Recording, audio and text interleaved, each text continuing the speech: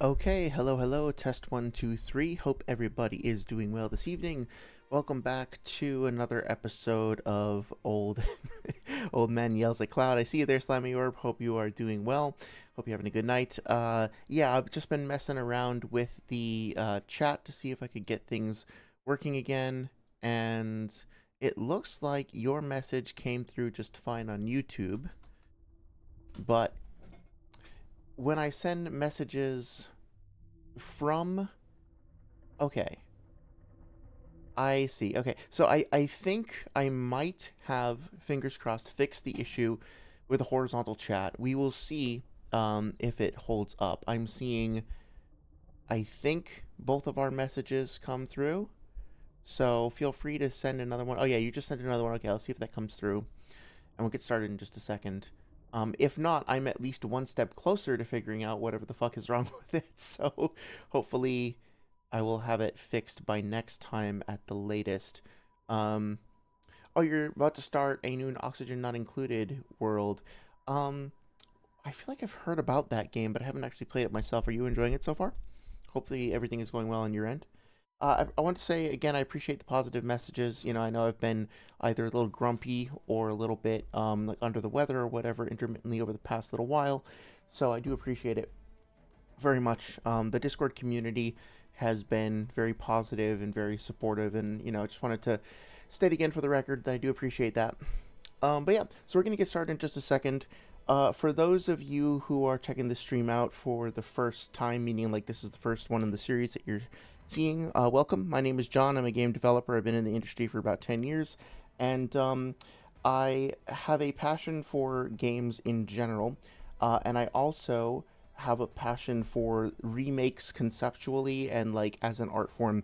I think making a remake is almost like an impossible task in that you are, working with somebody else's art that represents a certain period of time, a certain like zeitgeist, a certain perspective, and that perspective is usually, maybe inevitably, guided by the technological limitations of the time and the perspective of the developers at that point in time.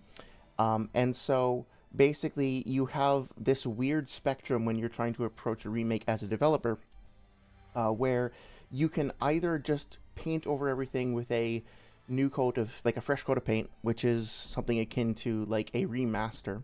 You can try to take the soul of the original and convert it into something that's more modernized, or you can try and fall somewhere between those 2 points on the spectrum.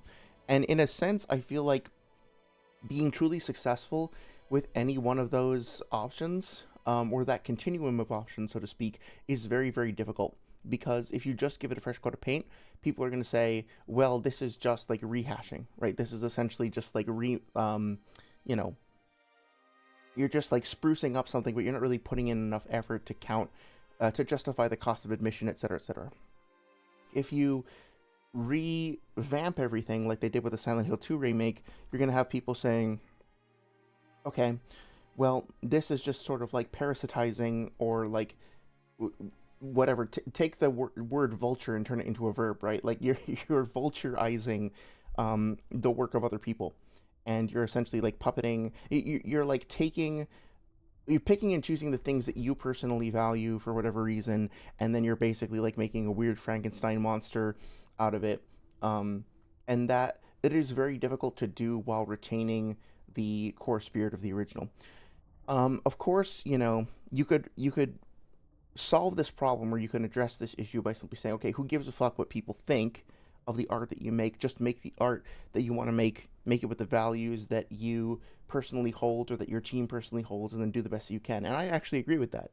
Um, However, you are also making it for an audience, right? You're communicating something with your art. You're making a piece of art for other people to experience. So it's important, I think, not only to keep that in mind and make sure you're doing your best to understand like who and why you're communicating to, um, and but also to understand that if you are working with a template or a legacy that other people have established for you, it's very important to try to figure out how you're going to do that in a way that is, uh, if not respectful, then at least committed to a certain kind of artistry. Let's say you get the task of having to make a remake of a game that you absolutely despise the original of. Well, okay, now is your opportunity. If you want to, if you want to commit to this artistic paradigm, you now have an opportunity, I guess, to make a critique of the original or to completely change it or to alter its legacy.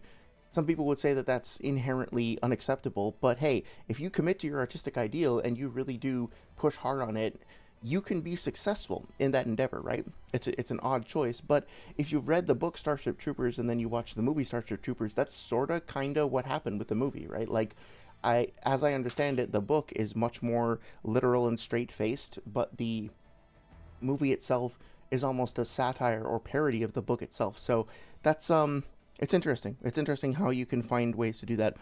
Anyway, I'm saying all this because as a game developer, I have worked on a couple of remakes. One of those remakes was one of the best experiences of my professional career, and one of them was one of the least fun. One of them was for a kids game, and the kids game itself was basically an older game that was being ported to a new console generation, and so it was essentially the spruce up that I was talking about before.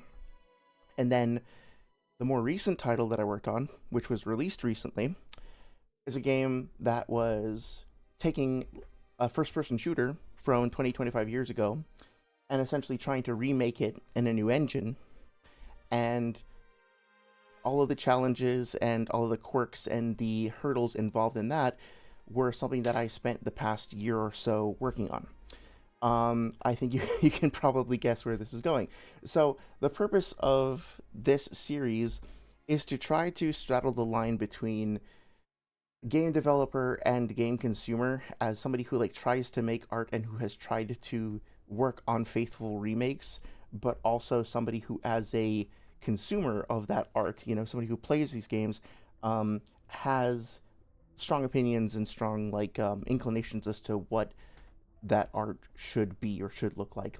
And oftentimes I find that those things are in conflict more than they should be in my career. Like, I have found that there are things that I think should make absolute sense. Like, as a player, I want this to be the case, and therefore I should make this decision as a developer. And it doesn't always work out that way. So now that this game has been released into the ether, now that people have had a little while to ruminate on it, and especially since I am suddenly found myself with quite a deal more free time than I'm used to having, I thought it'd be an excellent time to kind of go through the game, talk about what the challenges of making it might have been like,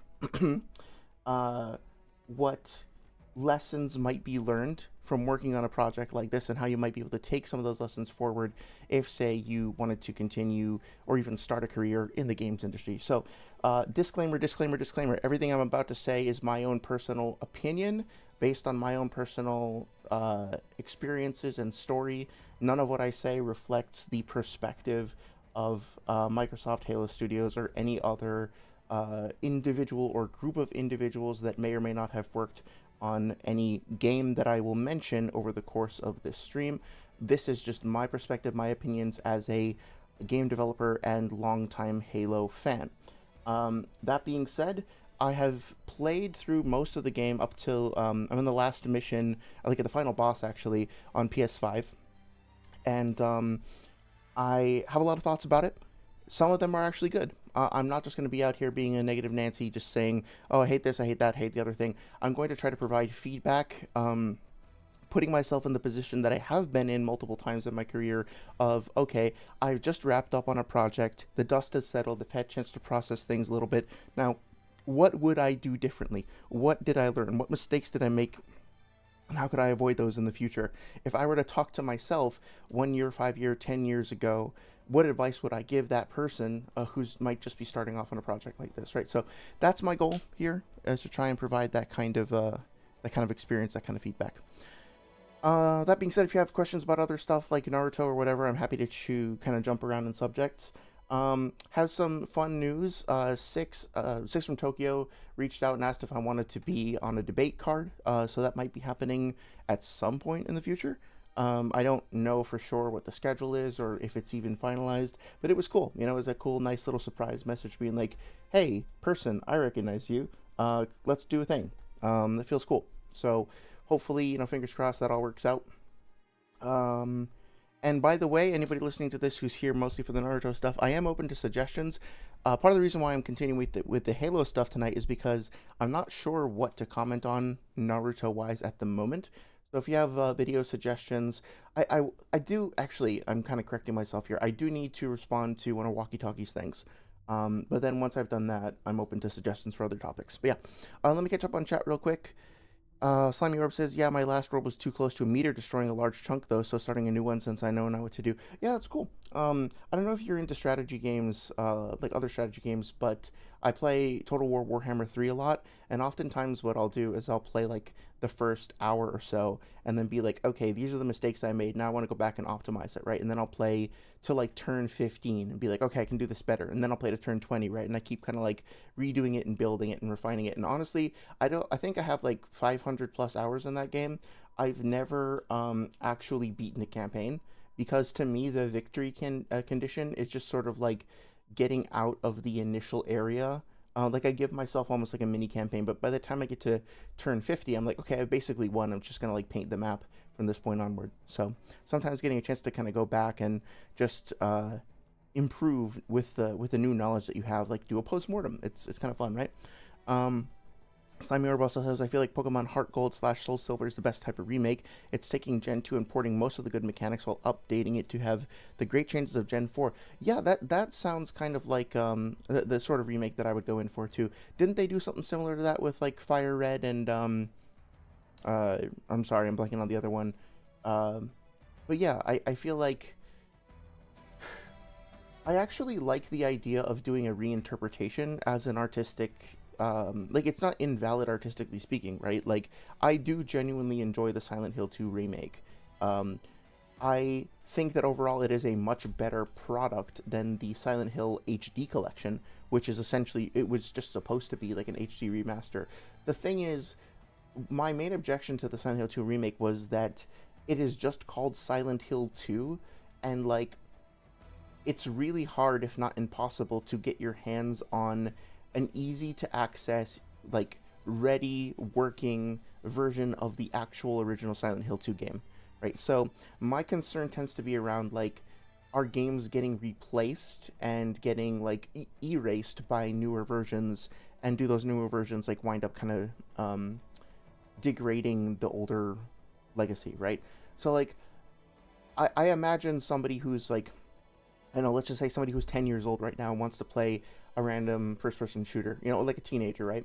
They've never played a Halo game before, and they might decide to pick this one up because it's Halo 1. And so let's start off the series with number 1, right? As opposed to picking up like the Master Chief Collection, which does actually have the original Halo and the remaster, but it's like, oh my god, there's like 7, 8 games, there's all this multiplayer stuff, there's 700 achievements or whatever. It's like, it's so overwhelming, right? This is much simpler, it's a much more concise package, but yeah, they are just not going to get the same experience. Like, and I don't mean literally the same. I mean, they're not going to get the core experience that matters from the original game in a lot of instances. In some ways, they will. I think that this game did the flood pretty well. But there are some things like the elites, which are arguably the most important, like charismatic enemy characters that you fight, are just broken. They just like don't work the way that they're supposed to. And there's a bunch of other stuff that I think. Yeah, the first game was not perfect. Just to be clear, I'm a Halo fan, but the first game has a lot of serious problems. I don't think it's held up perfectly by any means. But there is still, as a modern player, so to speak, I feel like I'm lacking a core experience that was present in the original. And then my fear, my regret is that, you know, the new generation of players who are entering the series for the first time are going to get a version of the game that is prettier, but ultimately lacks the most important part of it, which is the gameplay. The gameplay just doesn't really hold up the same way. They're never going to get to experience that the same way because they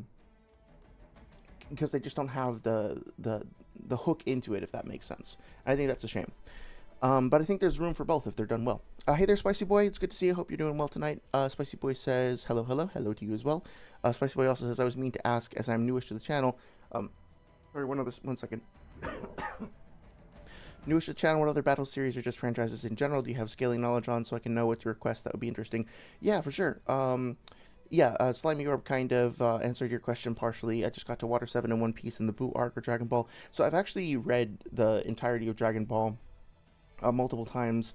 I don't know it as well as Naruto, but I grew up reading both comics or both manga, sorry, and I definitely know a bit about Dragon Ball. I did a video that sort of became a debate-ish about Boo Han versus Kid Boo.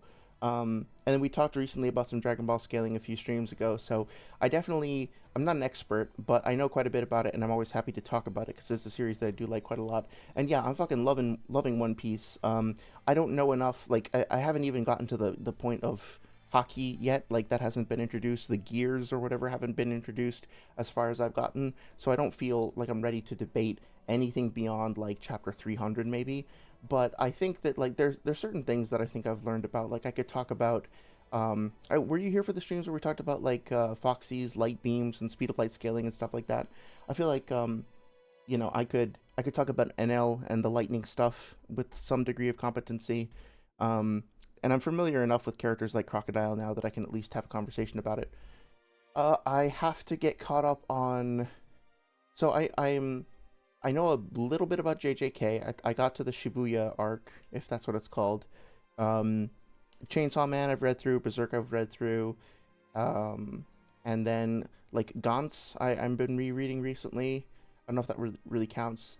Not super into Bleach yet, although I've had some recommendations to check it out, and I also need to get into Hunter x Hunter. I really like the first few chapters that I read of Hunter x Hunter, but I just haven't fully committed yet. But yeah. I'm also open to suggestions.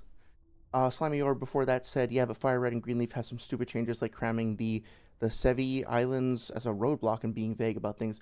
Yeah, so I was gonna bring up Majora's Mask as a potentially good remake, but again, that's one of those. Oh, sorry, I have to go back to the previous menu. I think that's another one of those games that was kind of hang on, did it load from the right place? Oh, it did. Okay, that's fine. I was worried it was going to pick up from my PS5 save. But yeah, so what was I going to say? Oh yeah, the I don't know if you know the YouTuber Nerel, Nerrel, but he has a great video breaking down the Majora's Mask remake, and it's one of those things where it's again, I'm not a huge fan of Majora's Mask. I like in principle what it tried to accomplish, so to speak, but I also didn't really feel as though it quite resonated with me the same way that the other games did. It's weird. I feel kind of guilty for saying this, but Majora's Mask does so much so well that I feel like I should love it. And it's my specific kind of moody misery, if that makes sense. But for whatever reason, I was just never able to get into it. So when the remake came along, I actually bought a 3DS mostly just for the purpose of playing that game. And then I just couldn't get into it. And then I watched Nerel's breakdown of whether or not it was a good remake, and I was like, oh, okay, yeah, this kind of makes sense now. Why I was liking it even less. So Slimy Orb says I need to continue One Piece to get to NES lobby. Am I saying that right? So I'm forcing you to osmosis knowledge about it, and also Digimon. Yeah. I appreciate all the Digimon stuff. I'm sorry I haven't responded to everything, but yeah, I never knew that there was that much sort of rich lore and history behind it, and it's cool to learn about that. Spicy Boy says interesting stuff. I would definitely add my voice to Bleach and Hunter x Hunter. I'm on chapter 401 out of 417 on Hunter x Hunter right now, actually, and I personally like Bleach more than Naruto, so those are great to get into. Yeah, I'm excited about that too. I just wanted to try one thing real quick. Let me see if I can do something. Oh. Okay. 1 second. I wanted to see if there was a way for me to get this window on top, so bear with me for 1 second. Where is it? Always on top. Yeah, always on top. Okay. Enable always on top. And then click the window you want to keep visible. Okay. Windows key control T at the same time. Okay. Windows key control T. Ah, okay, cool. So yeah, I'm going to try to put my chat at the top of the screen. I don't think it'll show up on stream, hopefully, but that way I'll be able to actually like read what you guys are saying. Yeah, okay. So this should work, I think. Let's see. Actually, maybe let me not have it be like right over my health bar though. Okay, there we go. Oh yeah, I think we were talking about Tamagotchi the other day as well, right? But also start talking about real world Digimon history, like how the Digivice is the first Digimon thing was made to be Tamagotchi for boys. Yeah, no, one second. Oh, this is actually, I'm messing with the window, but I forgot that always on top also means that it will take focus. Okay, so this didn't work. Sorry for the delay. Let me fix this. We'll get back into the action in just a second. Okay, I'll fix this better for next time. Yeah, I do remember those things, right? They were like these little handheld digital pets, and you would have to connect them with others. Oh, the driving controls are different. That's right. Um, so in the original game, you would just point the arrow where you want it to go, and then you would press the accelerator, and it would automatically turn that way. Now it looks like it's a more traditional driving where I'm using like WASD. It's a little weird. Cave is not a natural formation. Someone built it, so it must lead somewhere. Okay. Anyway, yeah, I would be more than happy to hear if you have more to share about that. The Covenant Battle Network. They're actually broadcasting tactical data on unencrypted channels. We should show them who they're dealing with. Master Chief, I'm going to use your suit's transcom system to monitor their chatter. They aren't past tense, they still get made sometimes. Oh, I didn't realize that. Gaps in their security is promising. I should be able to analyze their defensive systems. I'll alert you when I find something of interest. So something that I do want to try to be aware of as we play this game and then go back to the original is the music.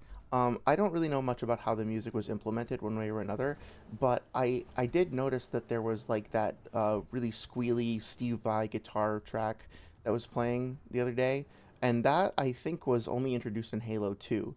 So they specifically, yes, thank you. They specifically took a track that was designed for a dramatic moment in Halo 2, and they played it. I think I heard it like 3 different times while I was playing this game on PS5. So there are other tracks that also felt like reused or kind of out of place. And this is the thing where, like, I think I would usually argue for preserving the legacy. And so my usual response would be, okay, just play the songs exactly as they played before. But I think there's also an opportunity to, like, I don't know, reorchestrate, remix, or do something additional with the soundtrack. And if they want to add new music in, that's fine too. But it sounds like they just started pulling in different tracks from different parts of the franchise and reusing them to fill in gaps. And that to me is like it is a fundamental problem because it's changing the paradigm of design. You're changing your fundamental goal from like picking and designing specific things for specific moments to well, I guess you are still picking them, but you're picking things that were designed for other purposes and then repurposing them. That's just not like I guess they didn't think ahead to like when they want to do the Halo 2 remaster because we all know that that's coming sooner or later, or the Halo 2 campaign evolved. Well, now they've already kind of used that track, so what are they going to do about it? Are they going to use it again? Well, then that's going to water down its value and its impact because the same track that was just used to like defend some shitty building in the middle of a grassy field is now going to be reused when a tank is blowing through what is it, No Mombasa, or I'm blanking on the name of the city that you start off the beginning of Halo 2 in. But yeah, it's they're multiplying. But yeah, essentially like it's important to recognize that bespoke content is created for a specific reason, tells a specific story, and that story has value, and that value should not be underestimated.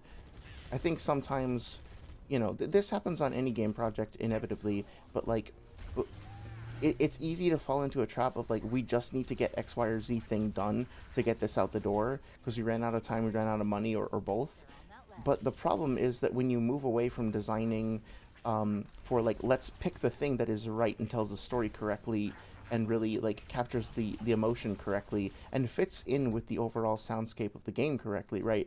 And you move on from that to, let's just do whatever we can to get this done. Like, sometimes that's necessary, sometimes it's essential, sometimes it's inevitable. But at the end of the day, it's never like the win condition, right? It's never what you really want to be doing, and it shouldn't be something.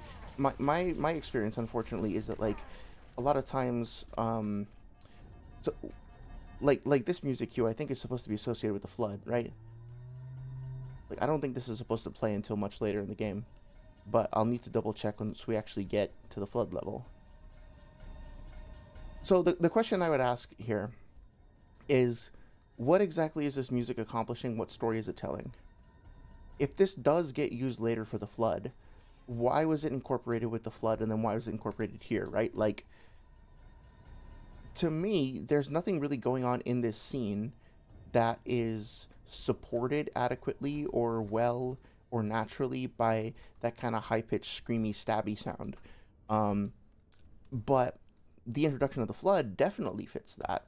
So you can't really share that music cue between those two very disparate emotional moments unless there is, a good reason for it. And as an example, right, one of these days I'm going to do a stream talking about the music of Bloodborne. And one of the things that you'll notice is that the theme of the cleric beast also reappears in the theme for Lawrence the First Vicar, because he is essentially also visually, I don't know if you want to call him a cleric beast, depending on how you interpret the lore, but he essentially has the same archetype. It's like the same thing that happened to whoever that cleric beast was probably happened to Lawrence as well. And so if you were to wonder, like, okay, how come I'm hearing the same element for both of these characters, it's like a leitmotif, right? It's because they share part of the same story. But if you listen to the subtle changes in the lyrics and the orchestration and the emphasis of certain instruments, the fact that the assets are reused is actually an active part of the storytelling, and the ways in which they are different is also an active part of the storytelling. So a lot of times what I advocate for when, sorry, just changing the sensitivity, what I advocate for when discussing game dev stuff in general is like, whatever you're going to do, figure out what your core like principles, what your core guiding pillars are, and make sure that whatever decision you make, that like first and foremost, try to make sure that the decision aligns with the pillars. Because at the end of the day, right, like you can always at least say, hey, I or we as a team, accomplished our stated objective. And as long as that objective is not like just make money, then you might have something special in your hands. I feel like that kind of commitment to like a consistent artistic paradigm is something that is at least correlated with success, even if it doesn't like guarantee success, if that makes sense. Really gave them hell. If we can find Captain Keys, Well, the performance on PC is like awful. I have a pretty beefy PC. I have like a 4070. So, and I'm playing on high, not ultra, too. Oh, you said the newest was the Monster Hunter crossover. Oh, that's cool.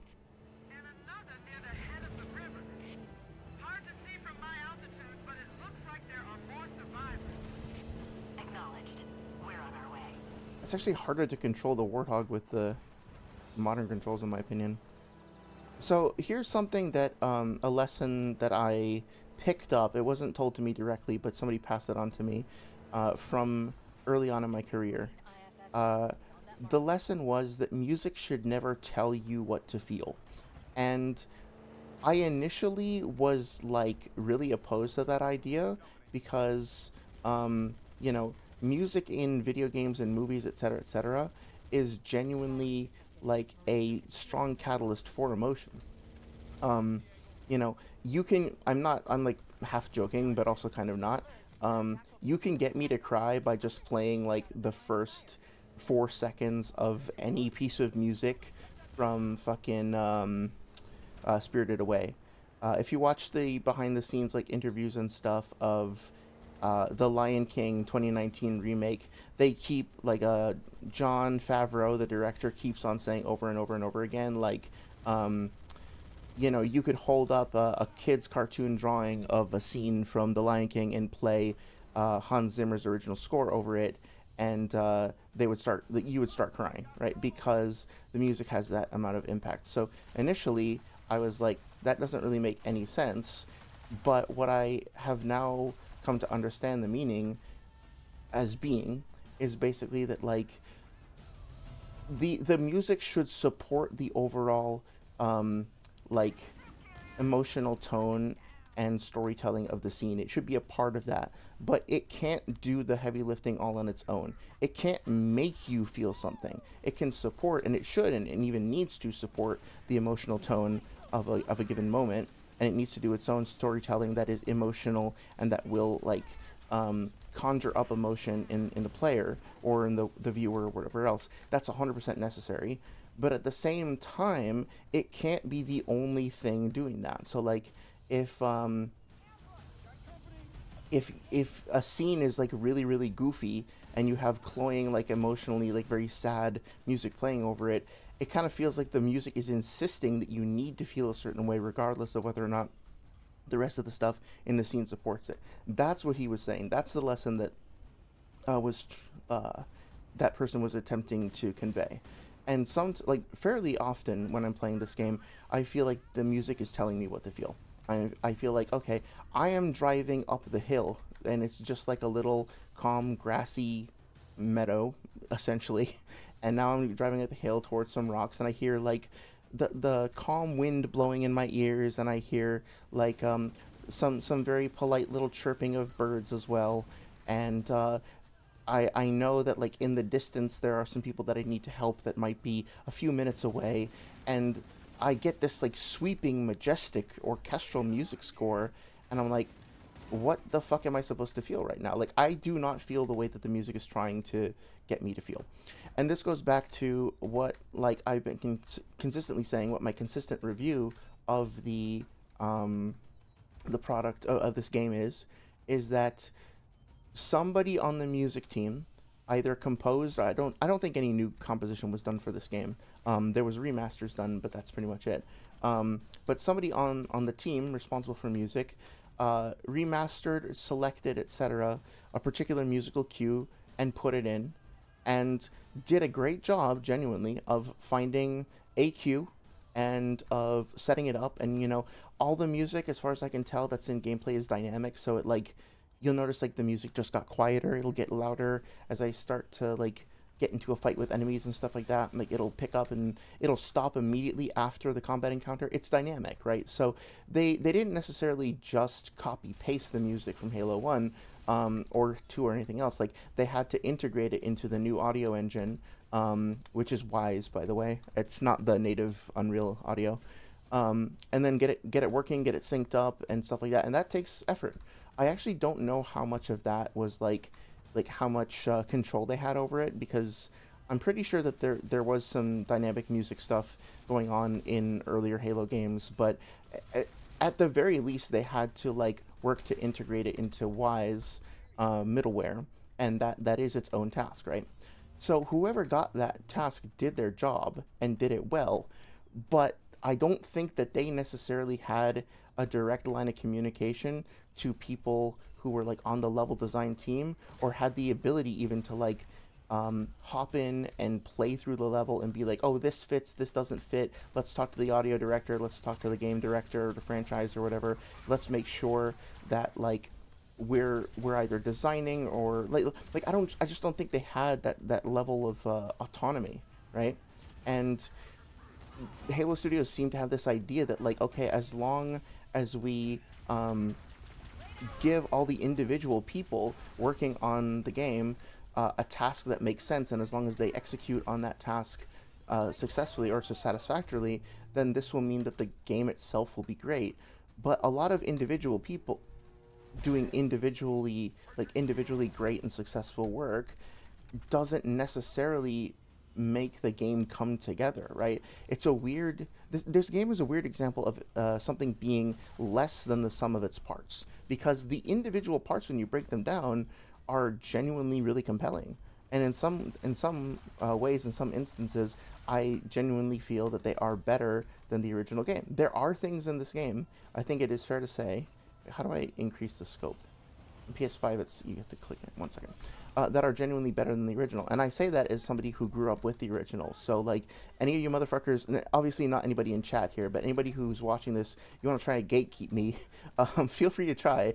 But like, I grew up with this shit. I would play the Halo theme on my cello when I was supposed to be studying for music classes, and I would like show up, and my professors would be pissed, or like my cello teacher would be pissed at me because I didn't actually study any of the music, and I'm like, well, I did study something, and I would just play the theme, like da da da da da da da da, like, and it just got so much trouble because I was always playing like video game themes, including the Halo theme.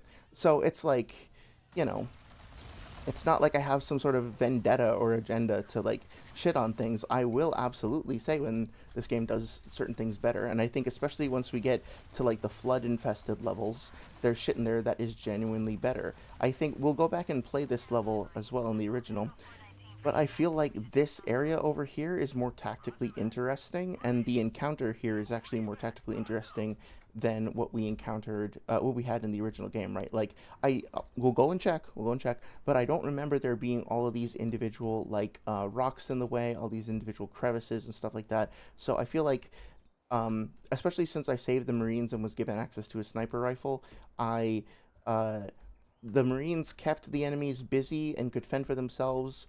I was also able to kind of duck and weave and like navigate around and like, okay, now I'll take position where I'm sniping. Oh well, that's not going to work as well against the jackals. I guess I'll jump down here and then I'll flank and then I'll right, like this little space over here is actually extremely well designed. Hello, Skull. What's this do? Floor is lava. Cool. I like the fact that the skulls also have like a creepy. I was kind of talking over it, so sorry if you didn't hear it very clearly. But they actually have like a creepy kind of hollow.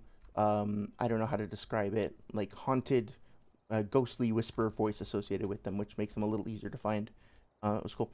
Sorry, let me shut up for a second and like check up on chat. Let's see. Slimy Orb says when they do crossovers, they generally make a few Digimon for it. Some Godzilla corrupted Digimon forms, Monster Hunter version of other Digimon, Metabot. Oh, so is the Digimon franchise still alive and well? It sounds like there's more going on than I might have originally thought. Don't remember what other crossovers they did, but they did have a Miku crossover, but it was just Miku's group cosplaying adventure characters, and Miku cover Adventures OP. I would love it if like you could get like start off with a standard Miku and like gradually transform her into like a bizarre digital dinosaur creature. Sounds like we made quite an impression. So I've been hearing a lot of We will find the other two lifeboats. chatter on the internet about you know, the like Cortana's voiceover, people being like really annoyed that she feels too quippy or too like Marvel-esque or whatever. And initially, I didn't know what the fuck they were talking about. I thought they were just like hating, but no. This is a genuinely beautiful location, and look, I don't fully agree with making like the ring so idyllic. I think it feeling more liminal and more kind of cold and eerie suits the overall story better. But whatever, they decided to make it a little bit more serene, a little bit more like reminiscent of the Pacific Northwest, like we talked about last time. That's fine if they want to do that. But like, remember, we are ostensibly sprinting to try to save our friends, like our comrades, from getting butchered and massacred by like fanatical religious aliens. The tone of what's literally happening here is actually pretty dark and dire when you think about it. And if we don't hurry the fuck up, people are going to die. It's a big deal. And so I think Cortana being like, oh, we made quite an impression. I think it's tonally off, right?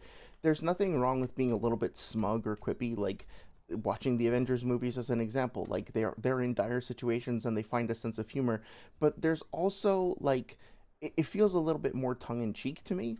Cortana and Chief have quips and they have like banter throughout the series for sure, but I mean, it's a little. There are like these little moments of triumph as opposed to this kind of glib, almost like joyous delivery that we just got. To me, anyway, I am finding myself leaning towards the criticisms that people have had online. I'm finding that that criticism is fair. Um, I don't think that that's unjustified. I will say though, like, look at this vista. Like, especially if you've so hang on one second. I should probably actually get some ammo. Yeah, let's see. Okay, I need that pistol, please. Okay. Okay, that was unexpected. Um, that was really weird. But okay. Let's see. They're doing some more DLC for Time Stranger next year. Okay. The current anime is still going through next year. Another anime is going to start soon. Oh, that's cool. That's cool. Has what's your perception of the quality of the anime? Do you think it's been pretty consistent throughout the years? Um, is it like, I imagine it would be really hard to keep things like feeling fresh and interesting with a series that's gone on for as long as it has. I guess the same question would apply to the Pokemon anime as well, right? It's essentially the same thing. Its newest attempt at card game. I think they're on 4 is going strong. Oh, that's great. That's genuinely great to hear. Cortana isn't an AI that has a vibe of not talking like they're taking things seriously.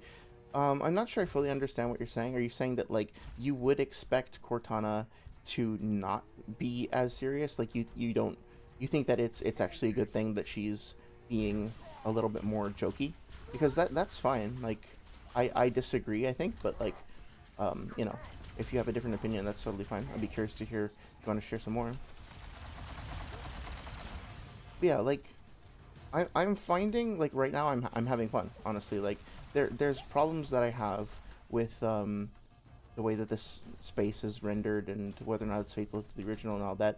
But, like, just thinking about, like, what I'm doing moment to moment, I mean, like, having sprint enables me to make good use of this tactical space by jumping back and forth between these things. There's adequate cover, but it's also broken up, so, you know, you can see enemies coming through here, for example, and, like, kind of, if you can get them to funnel through here, get up a nice sort of kill lane setup for yourself, but also, like, they can pretty easily get interrupt your line of sight and subvert that. You have the, yeah, there's a lot of stuff that you can do in this tactical space. I think it is pretty faithful to the original, and I think that's, you know, if so, that's like, if they just copy pasted this essentially and just gave it a fresh coat of paint, that's a testament to how forward thinking, like how much the original team at Bungie just got it. Like, they understood what a fun space was.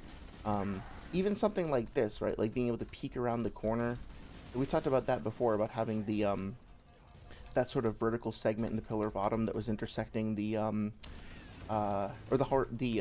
diagonal segment that was intersecting the cafeteria, being like a very strong addition.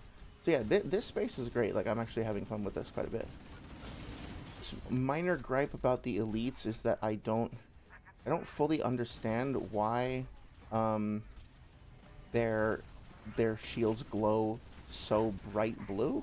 Like, they just after a certain point, they just kind of feel like that, right? Like, when they're in that state, they just feel like they lose a little bit of the visual identity associated with their armor plating and stuff like that, and they just kind of look like a big glowing blue energy blob. And I think that was probably one of those things where it's like, a lot of areas that have elites in them probably have fundamentally different lighting, and the elites are potentially harder to read than the earlier versions of them, in terms of their silhouettes and in terms of their, like, just overall visibility. And if that is indeed the case, then they need to find a way to you know, kind of make them read more clearly. One way to do that, potentially, is to just give them a brighter glowing thing around them. But again, that's one of those things where it's like, okay, I understand the need to solve the problem, but it's not enough to just, like, assuming my diagnosis is correct here, it's not enough to just solve the problem, right? Like, the fact that you put a band-aid on something doesn't mean that you have fully fixed everything, if that makes sense, right? Because let's just say you have a warrior and you decide to put a band-aid on that warrior, literally like an actual band-aid on a character model, um, because you had painted something on the character and you don't want to paint over it or redo the model. Well, okay, now the fact that that character has a band-aid on them is telling a story about a wound that they sustained or something, or that they got medical treatment recently, right? Like, even a little thing like that tells a story. So you should ask yourself, as a developer, like, okay, do I actually want that band-aid on the character actually? Like, do I like the story that it's telling? Is that valuable, right? So, let me see. Let me catch up on chat before I go to the next section over here. Digimon actually shakes things up a lot with the series. Um, they're in digital world to start, or they go in later. They can go in and out of it. Also, group dynamics are different too. That's awesome. That's awesome. Yeah. I again, like, I'm genuinely impressed with the amount of like depth and thought that's been put into the world. I really, I remember going through I guess you could call it a phase of being like really into Digimon, but I was never um as deep into the into the lore and the world building, and I think it seems like I might have missed out a little bit. Good to hear that things are still going strong. Hey there, Shinigami. It's good to see you. Hope you're doing well. Slimy Europe says in Frontier they don't have partner Digimon since they turned into Digimon. Okay. Sorry that you're late from the Shinigami realm. Hey, no worries, dude. There's never any obligation, and oftentimes, we take a while to kind of get the stream started. No apples today. My dog ate them as usual. Who's your daddy?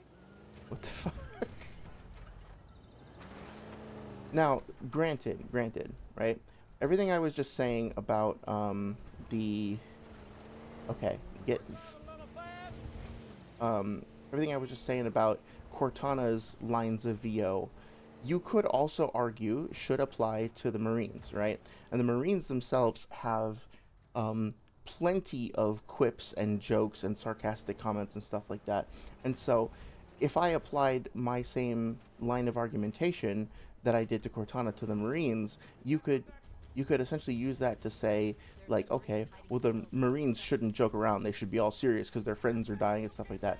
And I think the tone that Halo originally went for with their Marines was something much closer to like a Marines, Aliens, the movie, specifically Aliens plural, with the sequel that's a little bit more action oriented.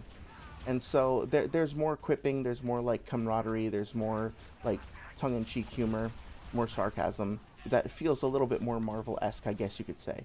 And so you could counter what I said before by saying that Cortana kind of fits in with that. I don't know if that was intentional though.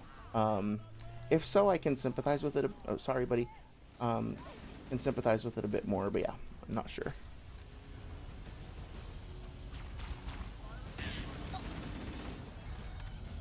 But yeah, this is what I'm talking about. Listen to the fucking guitar, right?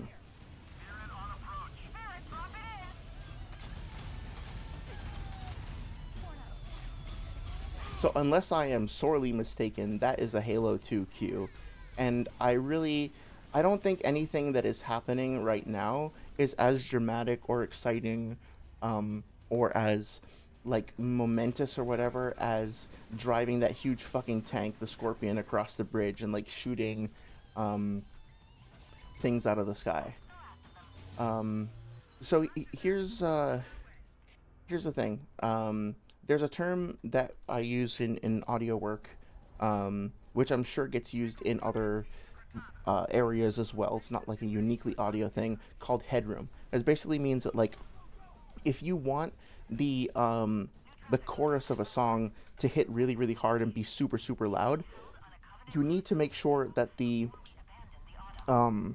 verses are at least 6 decibels quieter, or maybe even more so, like ideally more so, so that you have enough headroom, you have enough upward space to move into to make things louder. Because otherwise, like, if okay, you want the bridge to the chorus to sound super awesome because you'll throw in a really cool guitar solo, right? So you crank that up and you make it as loud as possible. Okay, well, now you have no more headroom, you have no more room to move into to make the chorus sound even bigger and even better.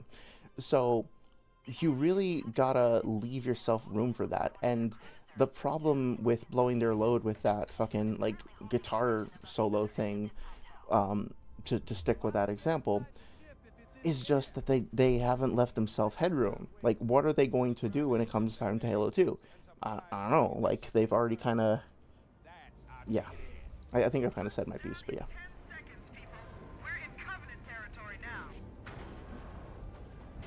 So, I'm also pretty upset about something that I'm sure people will consider relatively minor, but basically, Through the series of plateaus and foot trails up ahead. one of the things Go, go, go! that I've mentioned that I had to, one of the things that I mentioned that I had to kind of grow up about that I didn't really realize was important early on in my career is accessibility. There are a lot of different gamers with different accessibility needs that have different, let's just say, different things that they are comfortable or less comfortable with, more or less comfortable with, more or less able to enjoy intuitively. And if you want to make a game that is as accessible to as many people as possible to reach as wide an audience as possible, it's important to consider those things. It's also important to consider that some things that, we might have derisively written off 10 or more years ago as like, oh, this is just for disabled gamers. Let's let somebody else worry about that. There are companies that make mods and tools and stuff for disabled gamers, if that's even like a fair term to use, right? Shut up. Yes, I understand. It, but it's not. Stop talking. It's it's not just for like the disabled as if they're like a different class of people. First of all, they're just people, they're just gamers, right? So like we should be considering them from the get-go. But also plenty of things that might be considered accessibility exclusive features are things that like not people who might not identify as having additional accessibility needs, they might still appreciate. Like I appreciate larger subtitles. I appreciate the ability to switch between like levels of contrast and background and stuff like that. FO like even things like FOV, and being able to turn off film grain and motion blur and stuff like that. That can still count as an accessibility feature potentially. So I think it's just like that stuff gets undervalued. And this game, one of the biggest accessibility features that is so important is voiceover, because subtitles for voiceover, because not only um, does voiceover like keep you informed of the narrative and of characterization and stuff like that, but it also gives you incredibly important tactical information. Especially if you're in a stealth section, you need to know where characters are, like what they're doing, and if you can't rely on your ears, you are at a massive disadvantage from a gameplay standpoint to understanding like you're just being denied extremely important relevant information that other players are going to have access to. So when I say that like it pisses me off that when you hit a character and they make a sound, they don't have a subtitle, it might seem like a minor thing, but for for somebody who has subtitles on and they have like audio, like limited hearing or something like that, the lack of subtitle there deprives them of the ability to know what Johnson is saying, how he's reacting, what the tone of his voice is. It's an important thing that subset of players is going to miss out on, and that also applies to people who just like need to play quietly or can't play with audio on for whatever reason, right? So I think, there's we have the technology, the wise middleware at the very least, and I believe also the proprietary Halo Audio stuff allows for easy integration of subtitles. There are subtitles in cinematics, so the technology does work and it is supported. But for reasons I won't get into, it was just decided that the accessibility for enemy voiceover and ally voiceover, in other words AIVO, like character walking around shooting, doing stuff in the world, that just wasn't important. They're just like, we're just not going to do that. Again, like the reasons why are kind of stupid and kind of not the point. But the end of the at the end of the day, it's just like this game has existed in some capacity for 25-ish years, right? And Microsoft is one of the longest standing pioneering companies in the games industry that is still making technology today, or still making software today. They have had access to this franchise and also have been putting out games and consoles 4 generations. There's no reason, no good reason why they couldn't have solved that problem. They just chose not to. They had the resources, they had the opportunity, they didn't. And so when you think about that, that sort of thing applies to so much of this game. The things that annoy me are the missed opportunities, and to my mind, they're the missed opportunities that don't come with commensurate justification, right? If it's like, okay, we really wanted to have all the original voice actors from the original game, but like a couple of them have retired, some of them didn't, you know, didn't really work out. I think, actually, I don't. Yeah, for whatever reason, we brought. Let's say hypothetically that they wanted to bring back a certain character's original voiceover, and that person had aged a lot, and they recorded their lines, and they were like, you know what, this person just kind of sounds a little bit older now, and the character is not that old in the story, and so we need somebody with a fresher voice. Charles Martinet was recast. He's no longer Mario. That's nothing against him. That's no slight against him as a performer. It's just he kind of can't bring, mathematically, physiologically, whatever, he can't bring the same level of youthful exuberance to Mario's voice that he was able to, because he's just a little older now. So, I'm sure if they were, remaking, I don't know, Mario Sunshine, or Mario 64, right? It would be great to have Charles Martinet's original voice in. But if they can't get him, if he just is not able to record new lines with that same level of fidelity, then what are they going to do, right? They have a choice between trying to use the old files and remaster them, but I'll spoil things for you. There's no magic, make this audio better button, right? If you have, unless you have, so, fuck, I'm probably going to die here. But getting in the turrets is almost always a bad idea, but whatever, it's fun. For those of you who are not familiar, I'm sure this is basic to most people, though. When you record an audio file, basically, you have a stream of zeros and ones that are coming into your recording software, and that stream of zeros and ones, I'm oversimplifying, but basically you have a stream of data that's coming into your audio file, and the recorder that you are using, the software that you're using to record, whether that's a handheld recorder or a microphone into an interface or whatever else, is able to record a certain number of samples per second. And the higher the sample, the more samples you can record per second, the greater the audio quality is, but obviously also the greater the file size. So, if you hear about audio file bit rate, I think that bit rate is just the number of, I'm going to get the terms wrong because I always forget how to say it properly, but it's the amount of bits that are, the amount of samples over a certain amount of time, right? The more samples that you have over the same period of time, that's going to make your bit rate go up, because you are transmitting.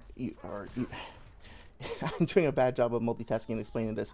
Please go look this up on your own time if you're interested in it, because I'm doing a horrible job explaining this. But yeah, basically, higher bit rate means that you have more samples recorded per second, and the more samples you record per second, the higher the fidelity of the audio file is. Basically, for a little bit of audio science, when you have an analog signal like my voice or an instrument or anything like that, you are getting a continuous signal that is constantly ebbing and flowing. Beam rifle, nice. And when you convert that into zeros and ones, when you convert that into bytes, you're obviously taking something that is continuously flowing and making it into something that is fixed and chunked and binary. And if you do that, you are going to lose some of the granularity, some of the detail in that continuous signal. And so you want to try to limit that as much as possible. The way to do that is to try to make sure, I think the term is Nyquist frequency. Take the frequency of whatever the sound is that you're making and try to make sure that when you record it, you have at least twice as many samples per second as the sound that you're recording. So, for example, if I sing a note that's A440, right? If I sing that note on the piano, A440, if I want to record it and make sure that I don't lose any data, that the sound doesn't sound muffled or compressed or otherwise crappy, I need to record at least 880 samples per second. Ideally, you would record it even higher, but sometimes that's not an option. So when we record sounds, usually what we try to do is record them as high as possible. in terms of sample rate and depth. So usually like 48 kilohertz, or sorry, 48,000 samples per second, and 24. 4824 is like a standard for games nowadays, but like your sample rates can go up to like 96 or 192. Like they can get super high. Anyway, the reason why I'm rambling about all this is because if the Halo team, like Halo Studios team, has access to original recordings, and the original recordings were recorded at like 96K, then potentially they could just import that means that they have extremely high quality source recordings. The sounds in the game are probably at 22050, so like they're probably highly compressed, right? They take the original recordings, they highly compress them so they take up less space on disk, but probably those original recordings still exist. And so if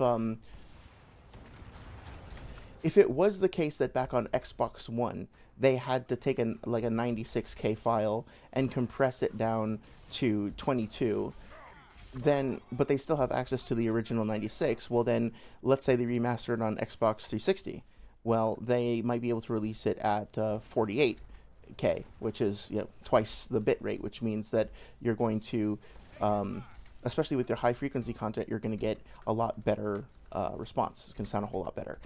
Now, let's say Xbox One X or even the next generation of consoles, you might be able to release that at 96 or 192. That means it's going to sound even clearer, right? So when it comes to like the Mario 64 remake, what's going to happen is they're going to have a choice between either... one second.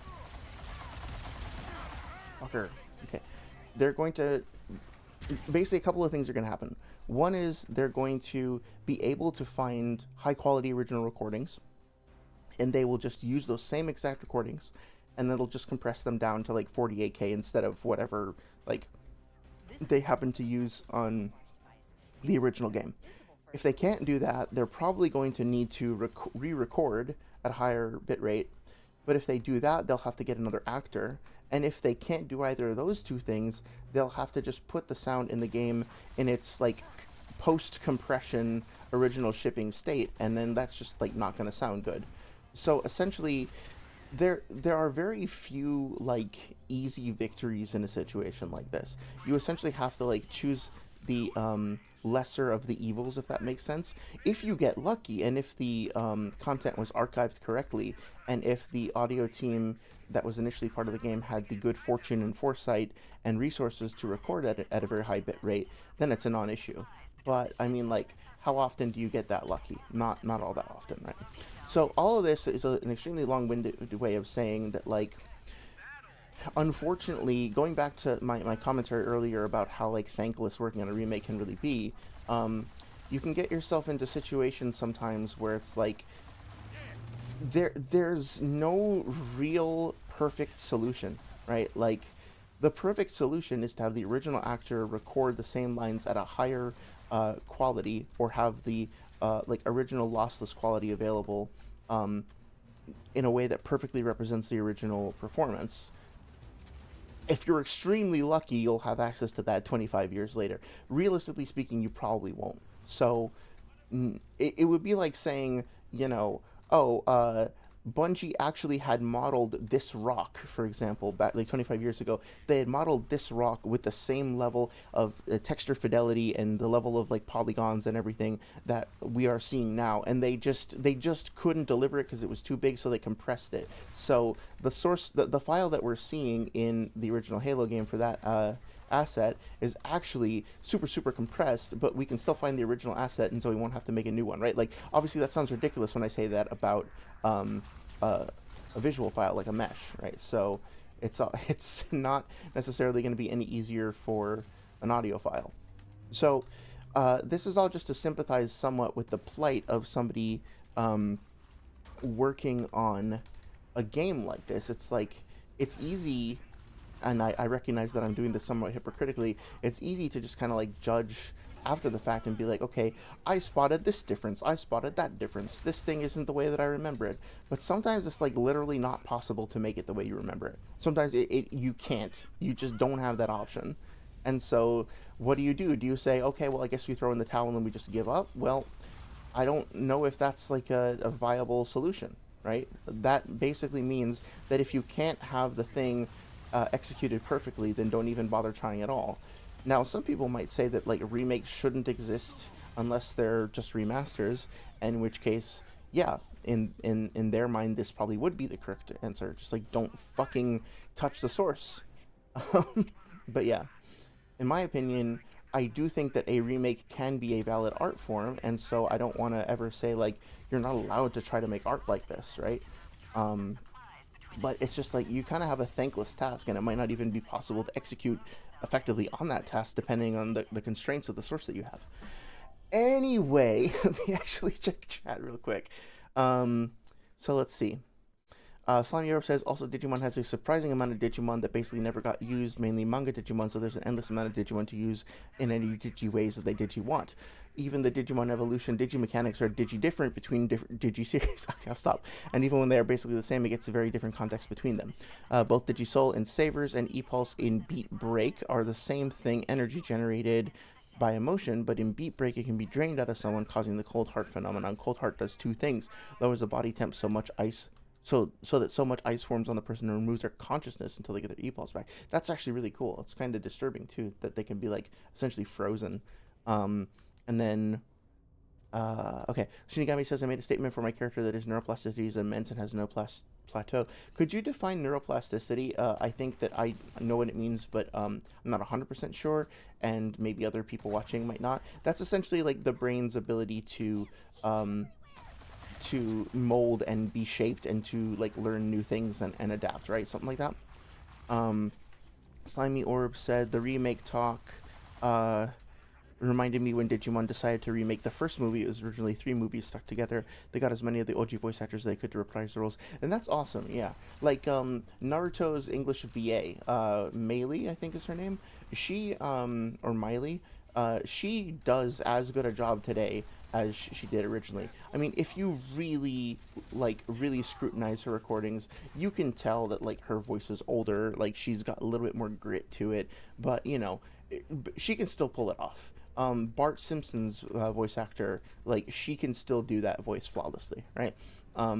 So it's like, it's not necessarily impossible, but you can wind up getting yourself into these situations as developers where you just don't really have the tools that you need or want to have to be able to do things the faithful way. Now, I think that there's a bunch of stuff in this game that, like, the developers had a chance to do things what I would consider to be the right way, and they didn't do it the right way. And sometimes, like we were talking about with the accessibility, they had the tools to do the accessibility thing correctly. I know this for a fact, and they made an executive decision for various reasons to not implement them. It was not a priority. That's different from being like, we wanted to get this voice actor and he retired, which is the case for Johnson's voice actor. Now, this is not to say anything negative at all about the new voice actor's performance, but they couldn't get the original dude because he retired. He was just not going to do it. He doesn't do it anymore. And also, the original audio files that they had on file aren't high quality. Like, if by modern standards, they didn't have like the uncompressed lossless files so that they could just like shove them in like I was talking about. They would have had to have shipped extremely crunchy, old, dusty files, which you can get, they did for the well, let's just say this: you can get away with that if it's like Marine VO that plays in the middle of combat and you can't really hear it that clearly anyway. But for a cutscene when Johnson is like the only one on screen and he's the only one talking, right? And there's nothing else going on, you can hear his VO very clearly, that's not going to work. It's just not going to be satisfactory, at least to like the audio nerds on the team. They're not going to like it. Probably the director's not going to like it either. So it's always in a sense, like, you could argue, if you're being optimistic, that working on a remake is kind of like the epitome of game design challenges, if I'm being like very optimistic, because trying to assemble a complex piece of software and solve complex problems in less than favorable conditions without the quote unquote proper tools is part of the fun of it, right? Like one of the first things I ever did, like the first systems that I ever worked on, was a dynamic music system for a game. So like basically when you go into combat, right, you should hear like a big swell of music, and then if you wind up playing stealthily, the music gets kind of quieter, and then if you like wind up getting a headshot on somebody from behind, it plays like a really dramatic cue to kind of reinforce that you just did something cool, stuff like that, right? And so I didn't know anything about dynamic music systems before I started, and really I didn't have any direction either. Nobody on the team really knew anything about it. They were just kind of like, the director said he wants it. We would like to try it out, figure it out. And I was like, okay, that sounds fun, right? So I started off the first couple of weeks just playing a bunch of games that had dynamic music systems in them. One of them was, of course, like Zelda. You know, is I looked at Wind Waker quite a bit, but shit, I Tomb Raider, one of the Tomb Raider games, the more recent series, had a really cool percussive combat music system. And so basically we just did what we called competitive analysis, which was really just like playing games at work. Fuck. And listened to what other people were doing. I came up with a design document, like a proposition or proposal rather, of what I wanted to try to do. And then we just kind of felt it out, right? So like I would make like a combat scenario and put music on top of it using whatever we had lying around, and then the director would listen to it, the audio director would listen to it and decide what worked and what didn't, and then we would kind of like iterate and build. And I didn't have any programming support at the time because it wasn't even like fully approved yet. We were still like exploring, right? We weren't even really sure if it was going to ship. So you know, in situations like that, like a music system is something that ideally you would have at least some programming support for.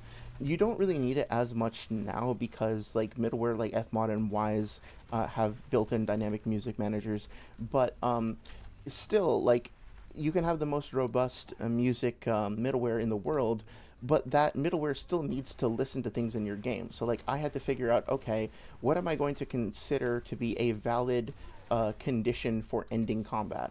Well, what counts as exiting combat? Well, all of the things that you are currently fighting are no longer fighting you. Okay, well, what about enemies in the next room? Like, what about enemies that could become aware of you if you get closer to them? What about enemies that are, you know, they're aware of you and they're rushing towards you as reinforcements, or like on a drop ship, like here? Like, how do we consider those? So basically you need to set up all of these filters and all these conditions, or patterns as we call them, that would count as conditions for transitioning music cues and stuff like that.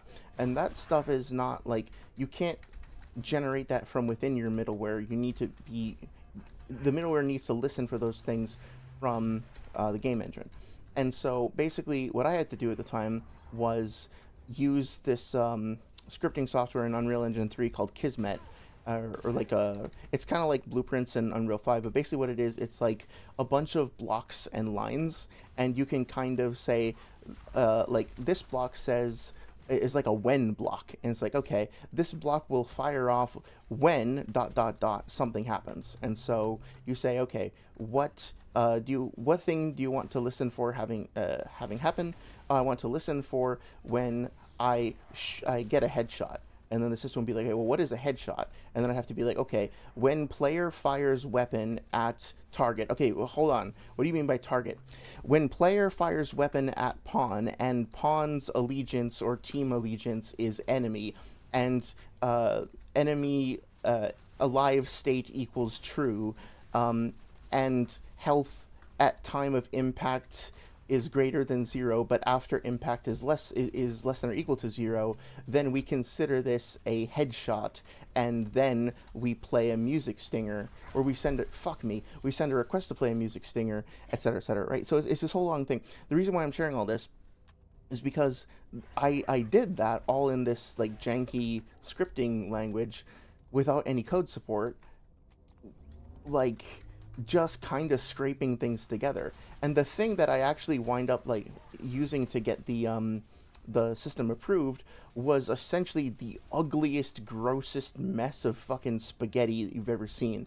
It was like, you know, every frame, so like, you know, a game's run at like 30 frames per second, 60 frames per second, stuff like that. Every frame, so ideally 60 frames per second, I was doing this horrible, disgusting list of checks that was like, okay, in a radius of 2,500 units around the player, see if there are any characters. If there are any characters, for each character, see what their allegiance is, see what their you know, like what team they're on, if they're enemies, if they're allies. Then check to see what their health is, check to see what their awareness is, and basically I was just like going through this huge array of all of these different conditions, and basically being like, if any of these like 20, 30 conditions are true, which I was checking individually on every single pawn, every single character within that radius, then consider music on. And then like if not, then I would like exclude them from the group and move on. It was horrible. It was horribly optimized.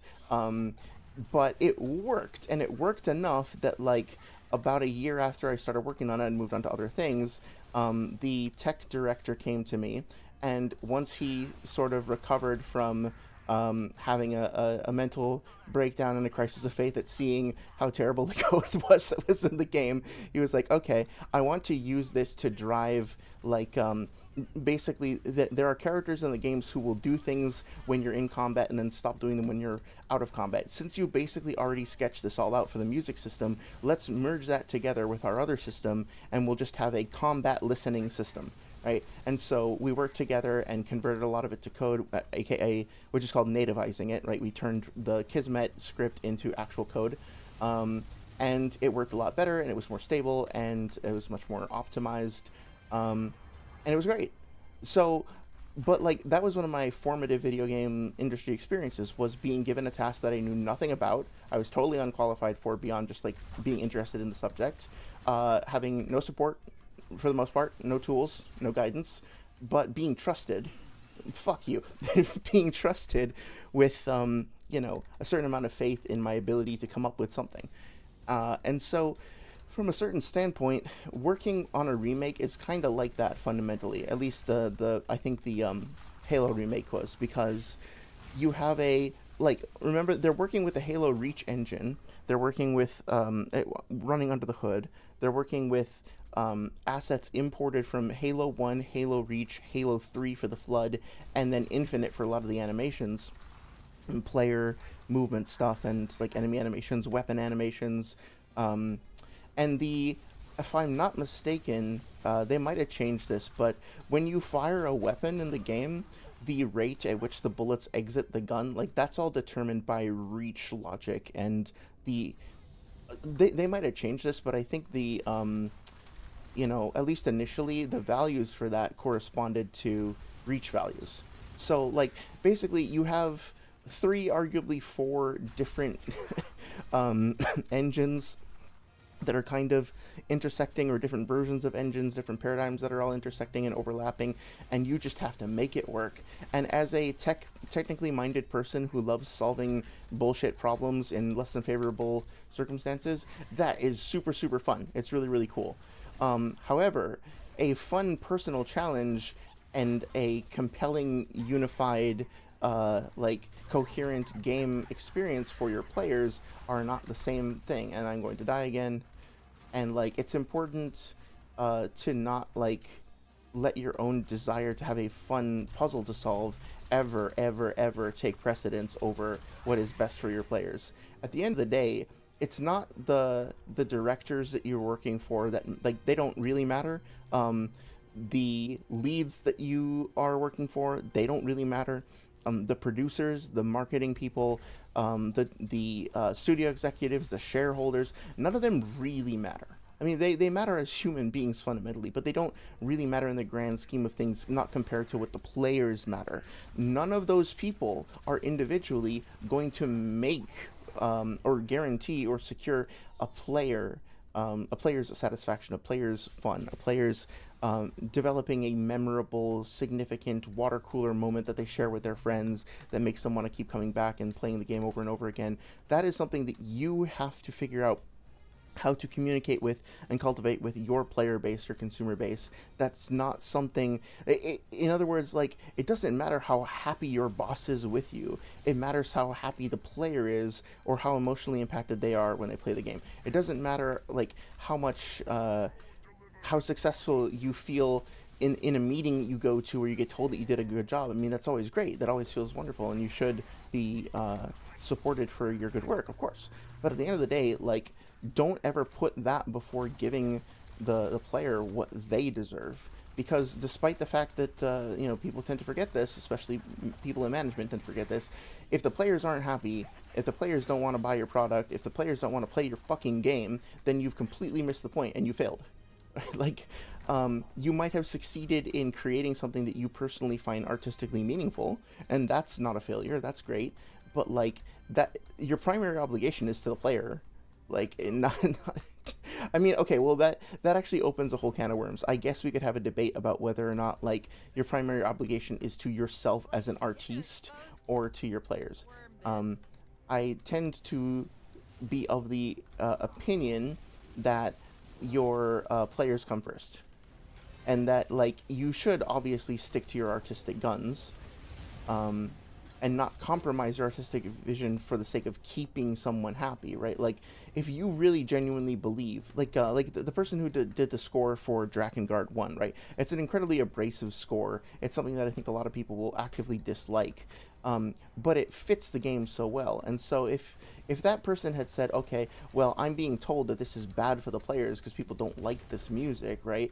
Then that would result in, like, a fundamental change of the artistic vision, and then, ironically, that would result in those players being denied that genuinely wonderful artistic vision, right? And that's not great either. So, yeah, I don't know how I even got onto all this. Yeah, so going back to chat real quick, Shinigami asked about neuroplasticity. I did you hear my attempt at giving an explanation for that? I'm not sure if I fully got it right, so you have to let me know. I remember us talking about that before, and I definitely remember talking about it in terms of like my psych studies previously. But yeah, I don't know if I got it right. Halo themed Digimon game about the D Brigade would be great. Yeah, that'd be awesome. Spicy Boy says, I think I understand your point, John. They should have digitized Halo 1 and made a Halo remake a Digimon game. Yeah, 100%, 100%. Let's see. Yeah, the code that I wrote, for some reason, I'm gonna change something real quick. For some reason, I actually managed to get it through, and it actually kind of worked. But then, yeah, like a couple of coders came over, and they were like, "Hi, so what the fuck did you just do?" So it was like, to be fair, in my defense, like I said, it was my first real task ever as a real boy game developer. So, doing spaghetti to solve technical problems you would love, oxygen not included. Oh, really? Cool. Yeah, that would probably be up my alley. Okay, so I'm sorry if this is frustrating to anybody, but I just realized that in fucking babbling this entire time, I have not actually analyzed this level at all. So I'm going to go back and actually shit. Yeah. I wanted to talk about a few things in that initial encounter. Spicy Boy says, it's like in writing characters and the difference between a want and a need. You should do what they actually need, not what they want, because what they want isn't always what they truly want. Yes, exactly. So, like, it's, with that example of the Drakengard soundtrack, right? It's like, the player, the person who made that soundtrack is actually servicing the player. It's just the way that they're servicing the player is not by, is by, I guess, having faith in that, like, okay, I'm going to create a world that is going to appeal to a certain kind of player. In order to really appeal to that certain kind of player, the world needs to be believable, credible, it needs to feel a certain way emotionally, it needs to speak in a certain language. And so, in order to communicate with that player, with that target player, I need to design it correctly. I need to design it effectively and compellingly. And so that's what he did. If he had instead said, oh, well, if I do this, then some people won't like it, and therefore I can't do that, and therefore I am going to reduce the abrasiveness of the soundtrack. That actually would have hurt the players because that would have been contrary to the artistic vision, and it would have resulted in a product that was not like cohesive in its direction and compelling in its direction. And so I think inevitably, no matter what kind of art you make, like somebody hopefully is going to love it. Somebody's definitely going to hate it. Like no matter what you do, you can't control how people think and how people feel. And like you find the nicest person in the whole wide world who is like perfect and wonderful and kind and generous and sexy and whatever you value, right? That person exemplifies those values. Somebody is gonna fucking hate that person's guts for being too perfect. You know what I mean? Like, there's no winning every battle. There's no like winning all the hearts and minds. So, I think what's important though is like, okay, well, if being kind is very important to me, then I'm not going to let the fact that some people are going to see my kindness as a weakness. They're going to call me a pussy for being nice. They're going to say I'm too nice. Well, then I'm not going to do things for them. I'm going to do things for people who appreciate niceness, right? Maybe I'll try to win some of the haters over, but I'm also not going to stop being nice because some people hate niceness. I think that's a decent analogy for it. Stick to the higher ground to the right. Um, You should be able to recon the Covenant position without being spotted. so I'm going to be a total asshole here. Sergeant. The Master Chief is going to covertly take out as many of the Covenant as he can. Don't open fire until you hear the enemy return fire on us. Yeah, That Pong, should let us keep the element of surprise. Pong is a gift from God. How so? Just because it's like so simplified and so like straightforward. Um, I will say Matthew Matosis had an interesting point that he argued that like Tetris is technically a perfect game. If you like, I don't always agree with Matthew's takes on stuff. Like I really didn't like his Dark Souls 2 critique, but I did like the Tetris review. If you haven't checked it out, Matthew Matosis is the name of the channel, and the video is called Tetris: A Perfect Game or something like that. Maybe Wii Sport. Yeah, can you clarify what you mean there, Spicy Boy? I don't want to misrepresent you. Let's see. Slimy Europe says, for context, since you have no idea who the D Brigade are, they're basically Dino Dragon Digimon, but if they were an army. Oh, okay, gotcha. I thought for some reason my brain just assumed that D Brigade was like a reference to the name, like the main cadre of characters, right? Like the D Club or whatever. That's something different, but yeah. This is what allows, neuroplasticity is brain's ability to change, grow, and recognize itself by forming new connections in brain cells. This is what allows us to learn new skills, adapt memories, and such. That makes a lot of sense. Yeah, thank you for the clarification there. I'm going to be a total fucking petty asshole, and I'm going to acknowledge that. I do notice that the skybox, when you zoom in with the sniper rifle, gets super pixelated, and also that the stars don't appear to... Oh, no, they are animated. Okay, they are pulsing, so that's nice. I have no artistic talent for visual art, really. I have no idea how to even make a skybox, and certainly not how to animate it. So, not going to hate too much, but I do want to call this out because I am curious how it compares to the original. On the other hand, this moon, I believe, looks fucking awesome. Like, that is really beautiful. I like that they render the atmosphere too. It's very nice. They have like a little atmospheric halo. Yeah, there's a lot about the skybox that is genuinely beautiful. Also, did you notice that? Like, listen very closely to the audio in stereo. I'm actually gonna raise the audio volume a little bit. Okay, listen to the sniper rifle audio. As I zoomed in, that was totally fine, right? But now if I look up, hear how it's just coming out of the right channel? There's a bunch of really weird audio panning bugs like that. Well, let me see if I can get the other one I noticed the other day to work. Oh yeah, so you notice how like the melee grunt sound comes out of the left speaker, but only sometimes. I think it's only on that specific animation where your arm like twists to the left. So a little bit of, or maybe not, maybe it's randomized. So a little bit of audio tech learning here. When sounds play in the game world, there's a few ways that you can get them to play. One is just play out location. Basically, you take the coordinates of any place within the world. Envision any given game space, any given game level as essentially a three-dimensional coordinate space. So, there's X and Y corresponding to the floor, basically, and then Z is corresponding to the vertical space. And so if I want to say, okay, I want to play a sound somewhere in the world, like I just want to play the sound of like a lizard scampering on the rocks over there, right? We can just say, okay, pick this location, get this location. It'll be a vector with three numbers, like 3 floats, I think, right? It's three numbers, X, Y, and Z coordinates, and then basically you just play the sound at that location. It will essentially, what it'll do usually is it will create what's called like an audio component, which is basically just like a little target for the sound to play on. It will spawn that component directly or on that location, and then it will play the sound on it, and then it will delete the component and essentially like remove it so it doesn't always have it loaded in memory. You can also attach an audio component to an object. So let's say I wanted to play the sound of an engine on a car, right?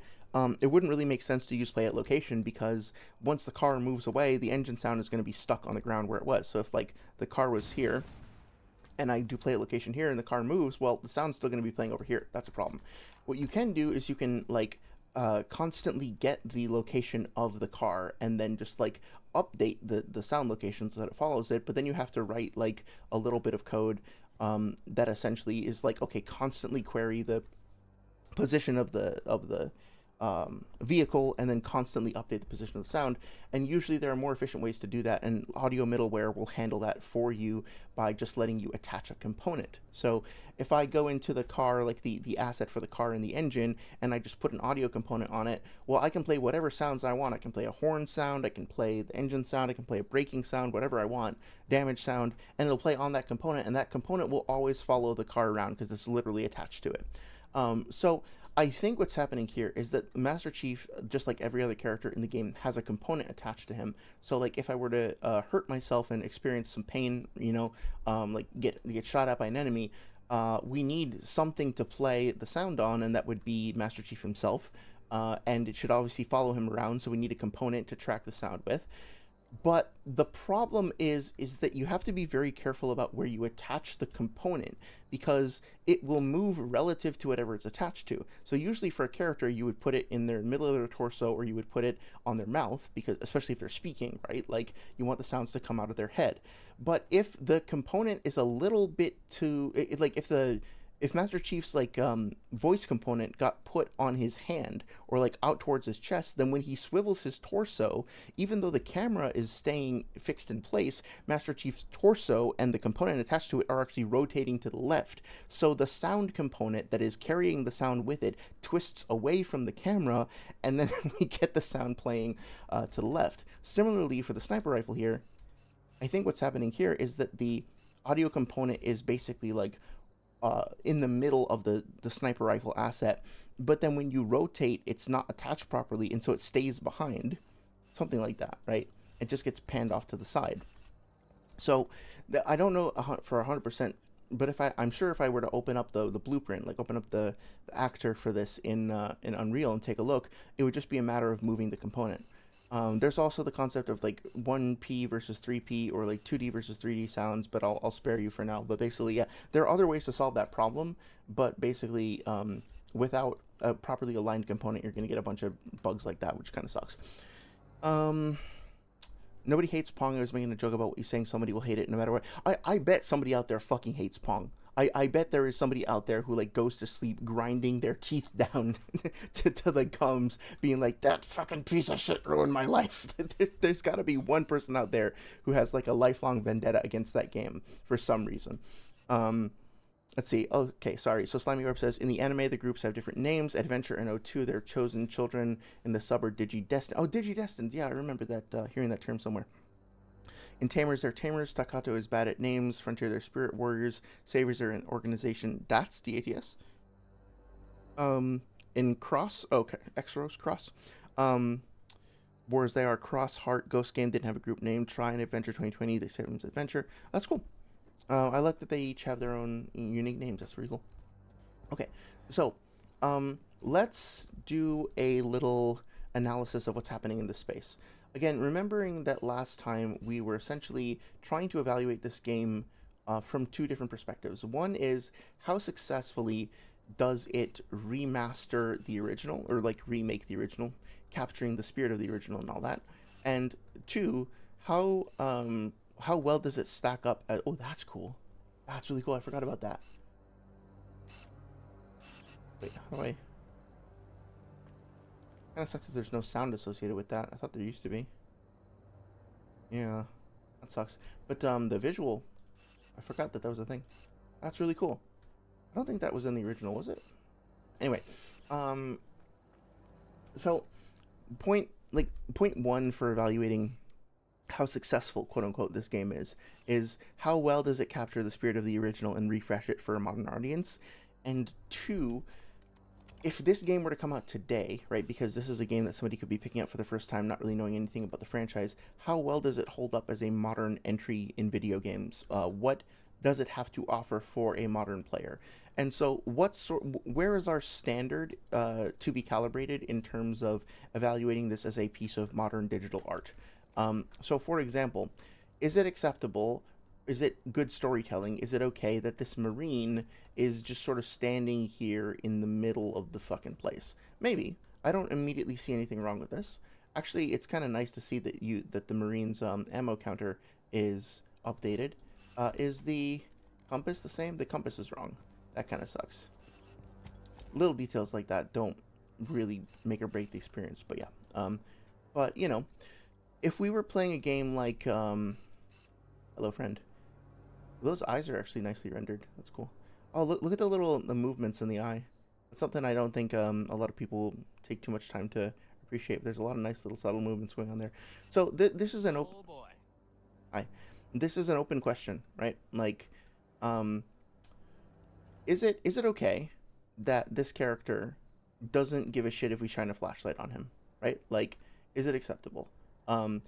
If you were to play a game like The Last of Us, would you expect, based on the quality that those games have upheld, that shining a light on a character's face would result in them like blinking more harshly, maybe even their pupils dilating, or constricting rather, or even just that character like saying something about it? Well, obviously they didn't in the first game. Right? That technology was not something that came up, but we've had 25 years to ruminate on this stuff and to think about the implications of this. So, given that the flashlight is an important mechanic in the game, how do we feel about that level of quality? Is that acceptable, or is that like too much? Is that too nitpicking? I'm not sure. I think it's nice to have. I don't think it's that big of a deal. But I think it does, if you start to play the game, you start to notice a lot of things like that. It does kind of seem like, okay, well, it's worth asking the question of whether or not the developers took the time to sit down and really figure out, like, in depth, okay, the flashlight isn't just a tool that solves the problem of it being too dark, right? It's an object that exists diegetically within this world. It has a function, it has a purpose, and it should have a commensurate effect on the environment. This is something that the Zelda games, like the modern Zelda games, do really, really well. Every single thing that you have has a tangible, real effect on the environment, and you come to learn that very quickly and very intuitively. So, for example, I am now in the dark. Let's see if I can get an enemy to look directly at me, okay? So, like, the elite should be looking directly at me. If I flash my flashlight like this, we would expect the elite to see me, right? Like, it feels like a bug that they're not responding to this, right? Because he is looking directly at me. Now, again, in Halo 1, this wasn't the thing, right? I don't think that they really give a shit about your flashlight. So, is it a good thing that they preserved that and didn't fix that? Or should they have tried to fix it because, you know, modern games? Like, should these enemies be able to see this? Should they be responding to this? Does it matter? Okay, they notice now. Feels to me like there should have been some vocalizations that came along with that. The enemy should be saying something, right? But they didn't. It was very quiet. So now we got the music cue coming in. I think there should be an interaction with the character saying something. Yeah, I agree. So I want to keep it open-ended though. I don't want it to sound like I'm preaching or that I'm saying like, well, this is my standard of what the game should be, and therefore if the developers didn't fit my own personal sensibilities, then they fucked up, right? Like, I'm not trying to be so hardline about it. But I do think, as a player, like, that didn't feel good. It didn't feel modern. I'll just say that, right? It feels like a company as big as Microsoft, with as long a pedigree of these games existing. Like, it feels like they should have had the resources and foresight to think about that stuff.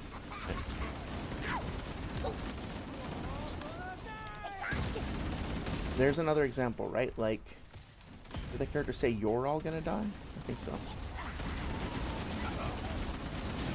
So I will be curious to see if this holds up when we play the original level, but I do. I guess you'll want to take point. We'll advance right behind you, sir.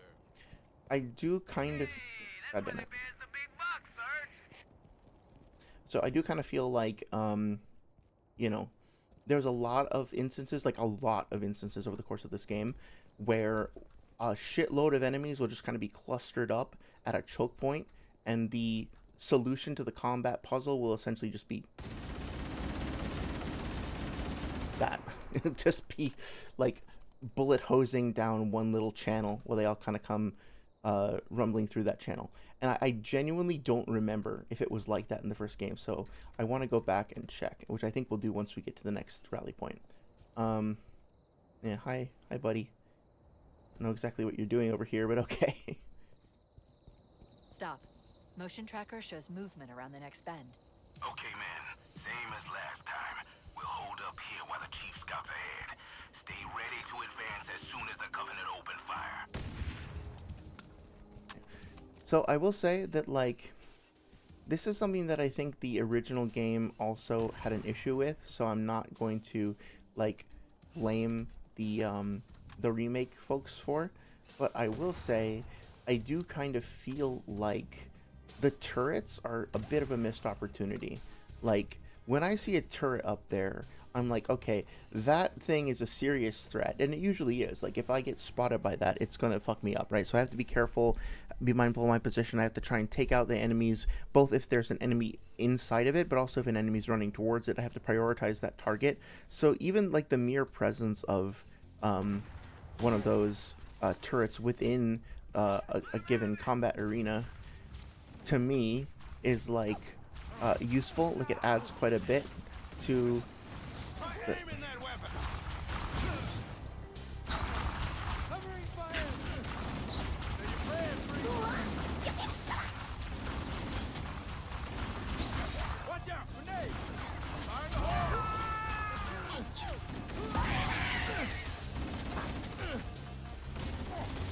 Okay, men. Same as last time. We'll hold up here while the chief scouts ahead. Stay ready to advance as soon as the Covenant open fire. You have your orders. I have mine. Right there. So, what I was going to say is that I think that the mere presence of a turret like this genuinely adds a lot to a given combat encounter, because all of a sudden it affects how enemies maneuver. It'll affect how you engage with those maneuvers. It gives you a tactical option, but it can also expose you if you don't use that option well. It's like, it's a very simple thing. It's just a stationary gun with infinite ammo that does medium amounts of damage, but just putting one in a place can very significantly and in a compelling way, I'll get to that in a second, like, change the tactics of the space. I think that's great. It's genuinely great.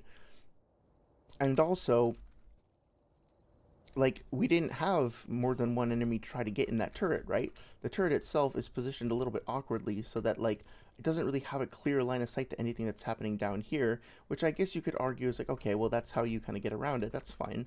But at the same time, it's like all the enemies from whatever the space back there looks like just funneled down right here, which is a problem. There was no flanking, like, it didn't have anybody come from over there. That's an issue. The fact that the Marines all basically clustered up in this spot and, like, kept all sharing the same target and just pivoting to, like, one grunt at a time was also really weird.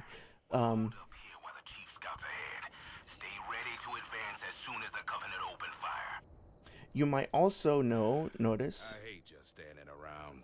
that Johnson just literally said that stuff, right? He said that stuff out loud. Covenant to the left of me. Badass Marines to the right, and me smack in the middle. So he had that line of dialogue that he said. He was standing right next to us, and his mouth wasn't moving. And at one point, he actually started saying that line while also saying another line out loud. And that, I believe, is because that line of dialogue was never really... it was always intended to just play over a loudspeaker, essentially over the radio. And so I don't know if they even had like a cleanly processed line of voiceover, but now that line is just repeating over and over and over again, right? So it's like, again, in a game that's 25 years old, if this was just like the remastering, like the anniversary edition, you could just be like, okay, well, they didn't, it was their first game really of this caliber, you know. It was a launch title that was supposed to be for Mac and for like an Apple computer, and then eventually it became an Xbox title, and it was their first time on uncharted territory and new hardware and stuff like that. We can forgive them for having a couple of bugs and quirks like that. Is it really forgivable in the Unreal 5 engine, like in 2026 in a $50 game? Is it really acceptable? Like, should we settle for that? I don't think so. I think, like, what is the point of making a game like this with this sort of technology if that is going to be where you calibrate your quality bar? It's just, to me, it's not acceptable. Like, I can be sympathetic as a developer and be like, okay, I've made games before. I understand the limitations. Fuck you, fucking snipers. I understand the limitations. I understand the issues, and I get that not everything's going to be perfect, right? It's definitely a negativity bias. Like, I'm not talking about how fucking gorgeous this planet is in the distance. I'm not talking about how like amazing the Covenant ship looks or anything like that. I'm just focusing on these little nitpicky things.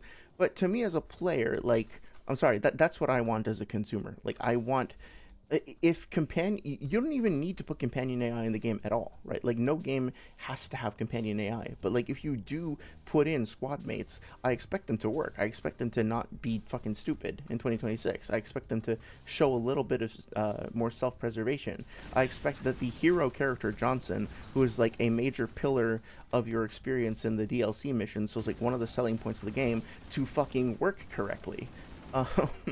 I don't think that's unfair. In fact, I'm sure it's not unfair. But yeah.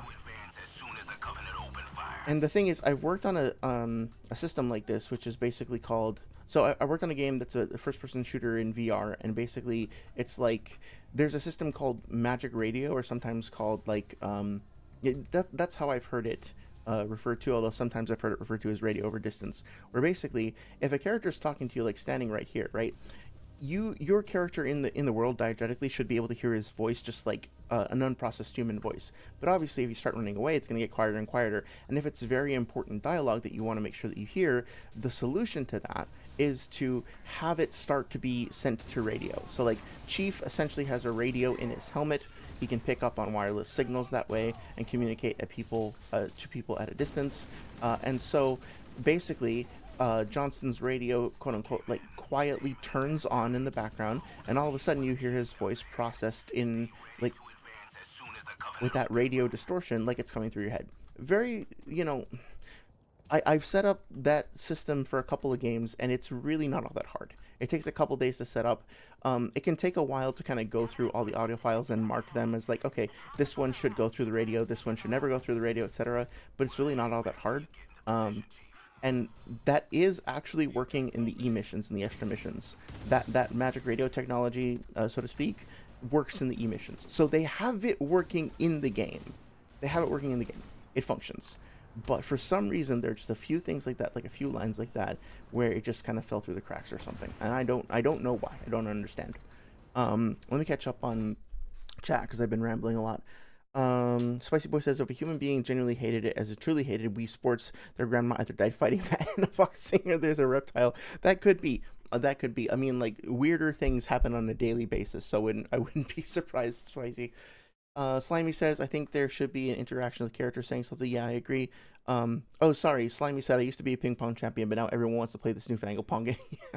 I mean, like, Tetris still has a legacy, you know? Tetris is, the Tetris effect, we are all connected or whatever it's called. Like that was pretty cool. Sorry, a friend. I'm jealous now. A friend just sent a picture of them. They went kayaking earlier today, and I was like, I don't want to go. I don't feel up to it. And now they're like sending me all these pictures of like beautiful, clear skies and lovely waters. I'm like, fuck. Okay, I kind of regret it now. Let's see. Speaking of Digimon group differences, one of the biggest differences is how known are Digimon. How much do they need to hide Digimon? Oh, so are they not like Pokemon where they're kind of just like out in society and accepted? Is it not like that? Johnson is just that good at telepathy. I think that is an explanation that you could argue is like maybe Johnson has like a neural link or something or a pre-recorded message. But to me, that's kind of like making not calling you out. I think that would be like the developer almost making an excuse after the fact. There are ways to solve that problem that are more elegant, in my opinion. Or Chief always has some distortion in audio due to the helmet. But like you can hear other characters' voices clearly when they are near you. So yeah, I appreciate that you're like, unlike me, you're actually trying to find reasonable explanations for why it might have happened and not be such an asshole about it like I'm being. But you know, I think that that's probably not the case in my opinion, based on what I know. Might want to find cover. Okay, so now this is nice. Like they are trying to find cover. They're kind of fanning out. Like some of them aren't doing very well, but hey, at least they're maintaining a bit of a spread. Cortana to Fire Team Charlie. Move up on the left. You should be able to flank the enemy. Affirmative. Moving up now. Did we play through this before? This space looks different. I don't know what it is about it. I think the grunt voiceover generally and genuinely works pretty well. For some reason, there's like certain lines of grunt dialogue that would play much more frequently in the original. There's that one death sound that goes like wahoo, and for whatever reason that like never plays. I'll call it out if I do hear it.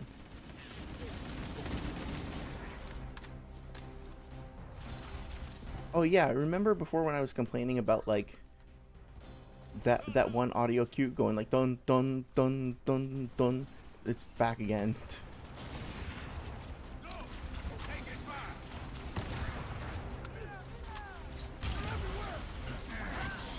Again, I want to go back to the original and look at like how these elites maneuver.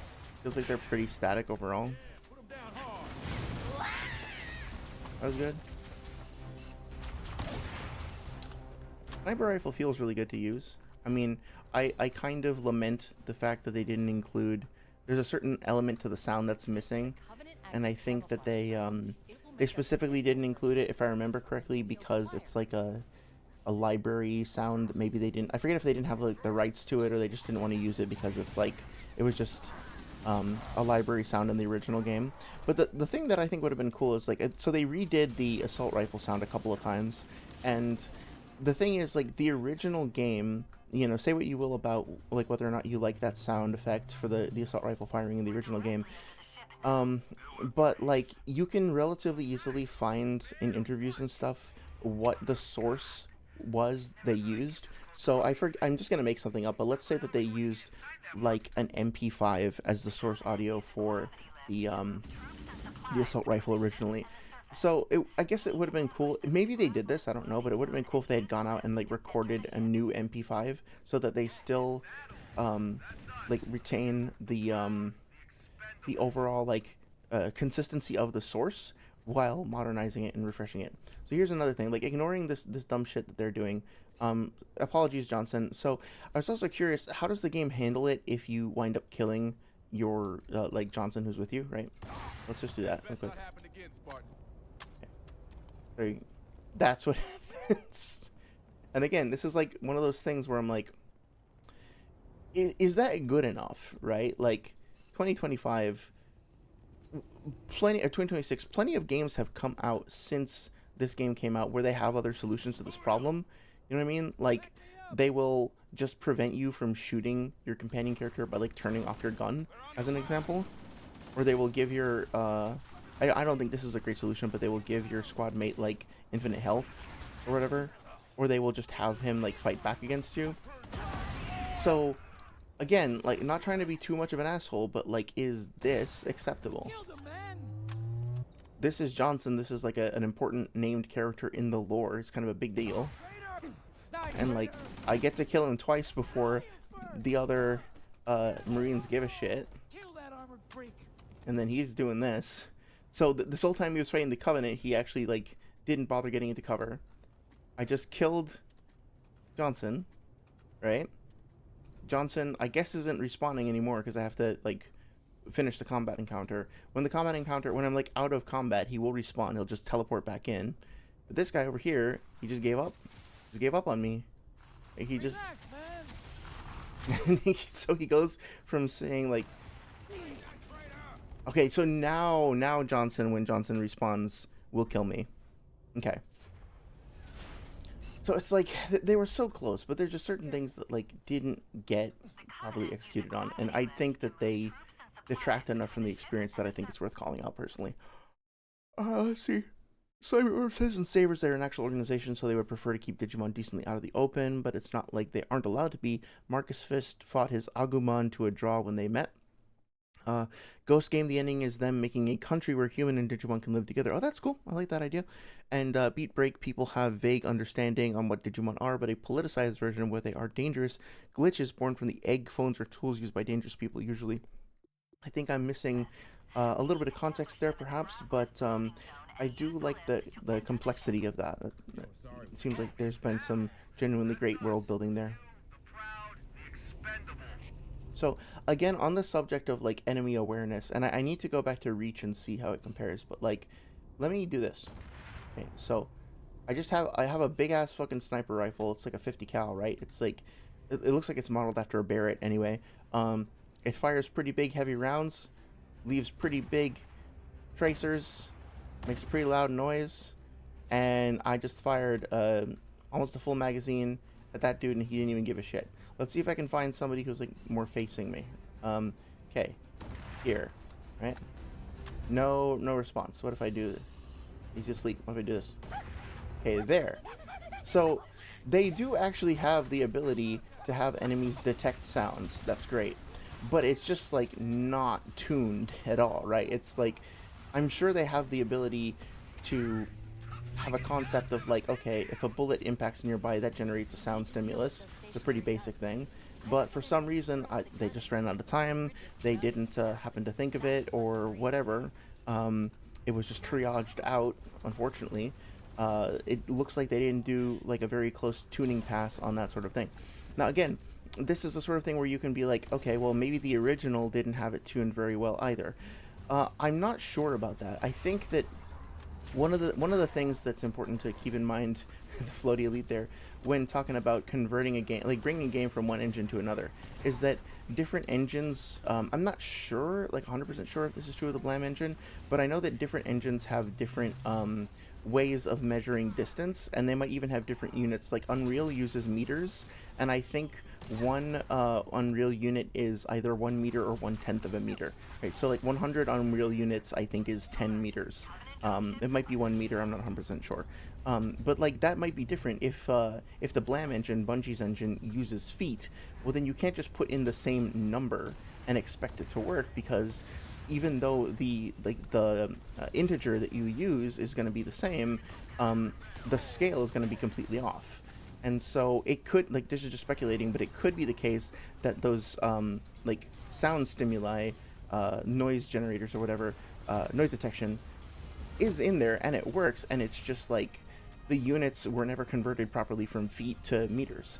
And that's one of those things where you won't even think of it, right? It's like one of those things that is so esoteric that it's not giving a come up in most, like, you can work your entire career in the games industry and like never run into that problem. So I don't really blame anyone for not happening to think of it, but it is unfortunate. And unfortunately, like, what I wouldn't go so far as to say blame, but what I would say from the perspective of a postmortem is, like, I think it is important to acknowledge the value and the importance of those things, and if they weren't executed on successfully, I think it's important to ask why and to see if we can figure out how to do better in the future without being judgmental or without being like all doom and gloom about it. Like, there's an opportunity for learning and an opportunity for growth here, right? So what can we do? Well, we can just make sure that, like, oh, fuck off, that is something that comes up, that gets scanned for in the future. Because, like I said before, we know they're gonna do another one, right? They're almost certainly gonna do 2 and 3, and Reach is like the fan favorite for a lot of people. So they're probably gonna try and do Reach. If they redo 3, I mean, Reach is based on the 3 engine, so they'll probably do that too. It would be really cool if they released 3 and Reach and ODST as one big package, since they're all on the same engine version, I believe. Well, I mean, like, no, obviously the Reach engine is going to have differences, but like, it's all based on Halo 3 as opposed to being like one of them being 2, one of them being 1, or whatever, right? So, I think it would be cool. It's not gonna happen, but it would be cool. So, you know, hopefully when the time comes for that, they will just know to check, and we can learn from it. Let's see. Try to get to your message there, Slimy. Slimy says they're Digimon bounty hunters, which the protagonists are, so they aren't a secret to important people. Okay, that's cool. In Beat Break, there are just egg phones that do everything. They are computers, assistants, ID, credit cards, and also Digivices when a Digimon is born. Oh, that's cool. I still had canon that since they keep spawning Digimon, some Digimon data is necessary to create it. Yeah, is there like a concept of a Digimon getting resurrected or something like that? Like if their data can persist, almost like Karma in Boruto. Is there anything kind of like that? I don't actually know much about like how Digimon die or anything like that. Kind of morbid, but yeah. I will say one thing that I think is genuinely just better about the remake is the Needler is probably like my favorite gun in the series, but I say that with a really weird caveat because I almost never use it. I love the design of it, I love the sound of it, I love it in principle, like in concept, but like it's really hard to identify. Maybe I'm just dumb, like this is almost certainly true anyway, but like when playing the original game, I like never found a consistent use case for it. It always just felt kind of weak no matter what context I used it on, and now I'm realizing that like as long as I hit the same target multiple times and don't like dither back and forth forever, that it is actually really effective at melting down like highly armored targets. Well, highly armored targets, I should say, like elite specifically. Like it definitely has a counter, and that counter is like an elite or a flood tank or something like that, right? So it has its uses, and I'm finding myself much more inclined to use it more now. Hit their exposed worm bits. Fuck, it's gonna kill me. Fuck's sake. Please save that checkpoint. Yeah, I just find myself more inclined to use it. I think overall, the Halo Studios team captured the feeling of being like switching between multiple weapons back and forth and being like, okay, I just ran out of this weapon, so I'm gonna switch to that one. Oh, there's another one on the floor, I'm gonna pick that up, I'm gonna swap over to that now, right? Like, yeah, it's been great. I do pretty consistently feel like, I guess I'm sort of confused though still, and this applies to the original as well. Like I said before that I think that the turrets are a compelling inclusion in a tactical space, but also I'm not exactly sure what the correct way to use them is, because it feels like every time I try to engage with a turret, I just immediately die. So that's a little strange. The hunters too are a little weird. I'll have to go back and see how they compare in the original game, but I also feel like they're so consistently armored up that it's sort of hard for me to find the right way to engage with them as well. Like I seem to remember them having more like kind of goofy like rhino charges, or like Toreador sort of charge behavior that you would then like bait out. Beat Break and Tamers don't seem to have any egg zones though. Usually able to be revived as long as their digicore isn't destroyed or absorbed, and they're able to be reincarnated back to egg at the egg zone of the digital world. That's cool. That's cool, yeah. Hit their exposed worm bits. You know, I guess what they like. I think it sometimes it's interesting, I think, to ask like what do the developers want from you? In other words, like is there an intended like victory condition for this for this encounter, or is there a puzzle that has a solution, so to speak?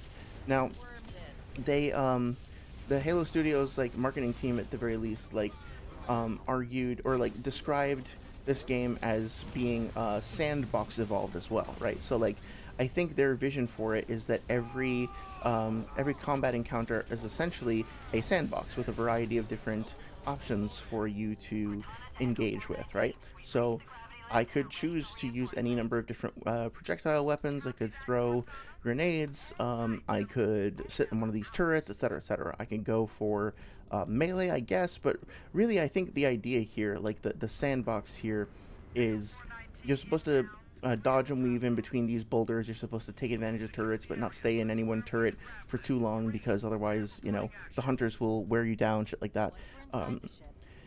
But sometimes when I engage with characters like the hunters, I do feel like there isn't really a clear solution, right?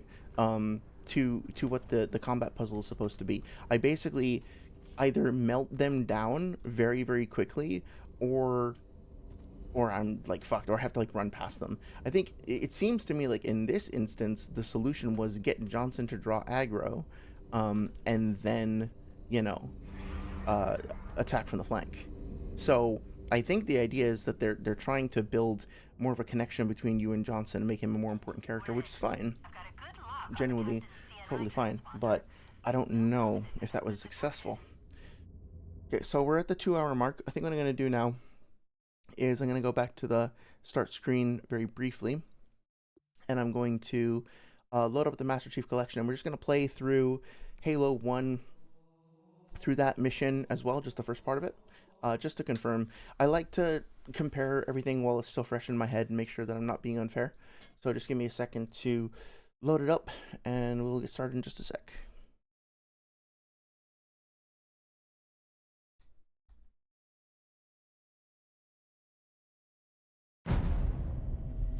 No, why is it in the other monitor? Fuck.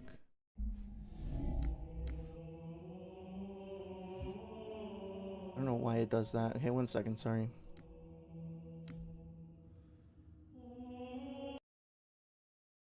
Okay. Let me get my other chat window open, because I think that's probably why it's doing that.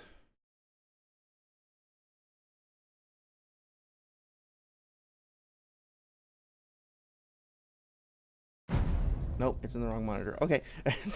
Well, I'm not going to spend too much time troubleshooting this. Let me just move things over a little bit.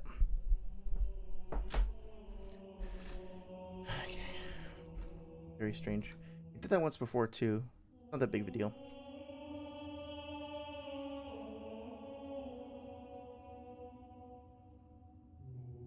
Okay. It should be showing up. There we go. Okay. I'm just going to move the chat window over, and then we can get started. Okay, there we go. Not fuck, get back here. All right, there we go. Okay, thanks for your patience. Yep. So, yep, let's just pick it up where we were. See, anniversary, missions. Where were we? Truth and Wreck.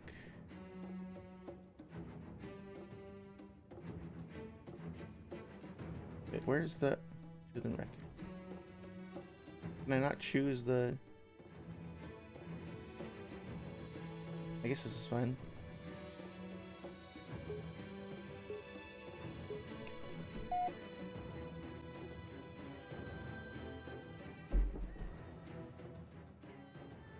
The enemy has captured Captain Keyes and are holding him aboard one of their cruisers, the Truth and Reconciliation.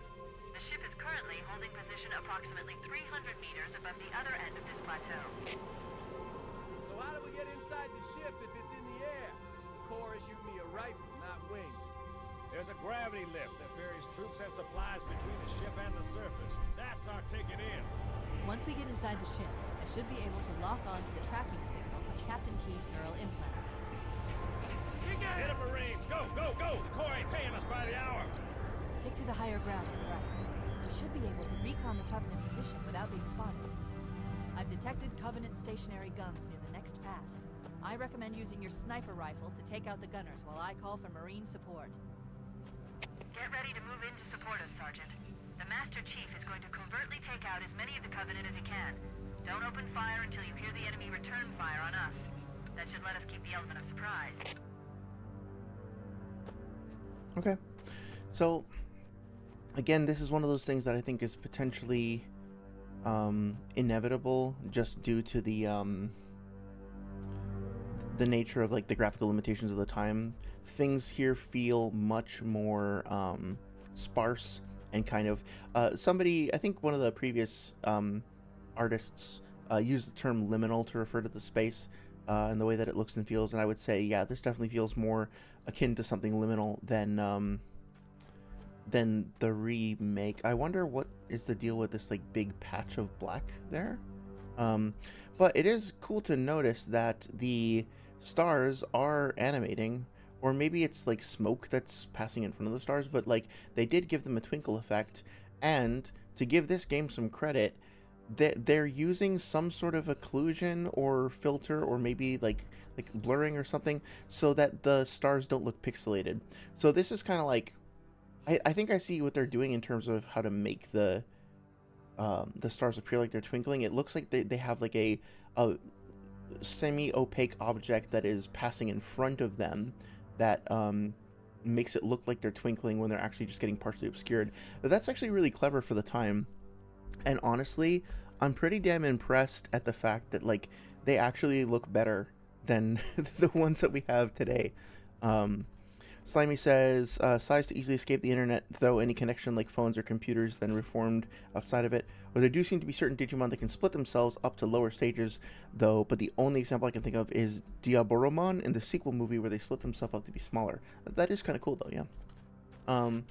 I would be curious about learning more about like Digimon like sentience, if that makes sense.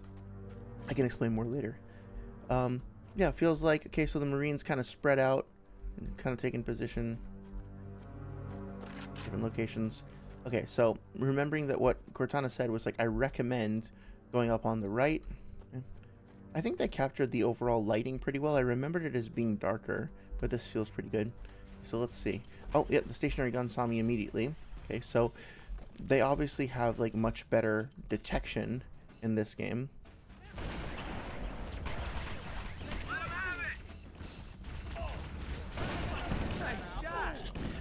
I think the heads are more exposed as well. Right, it felt easier to snipe. Okay, yeah, like the head is a little harder to see. Oh, that didn't happen. That didn't happen in the remaster, the remake. At least it wasn't called out. Nice shot.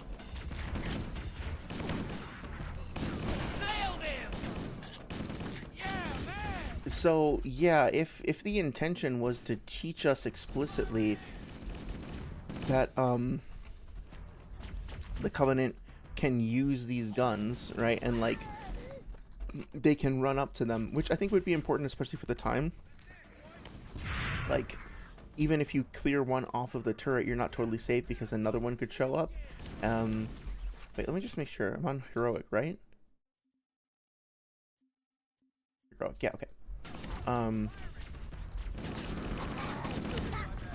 Like, I don't think that the remake really did that at all. It didn't really teach that to us.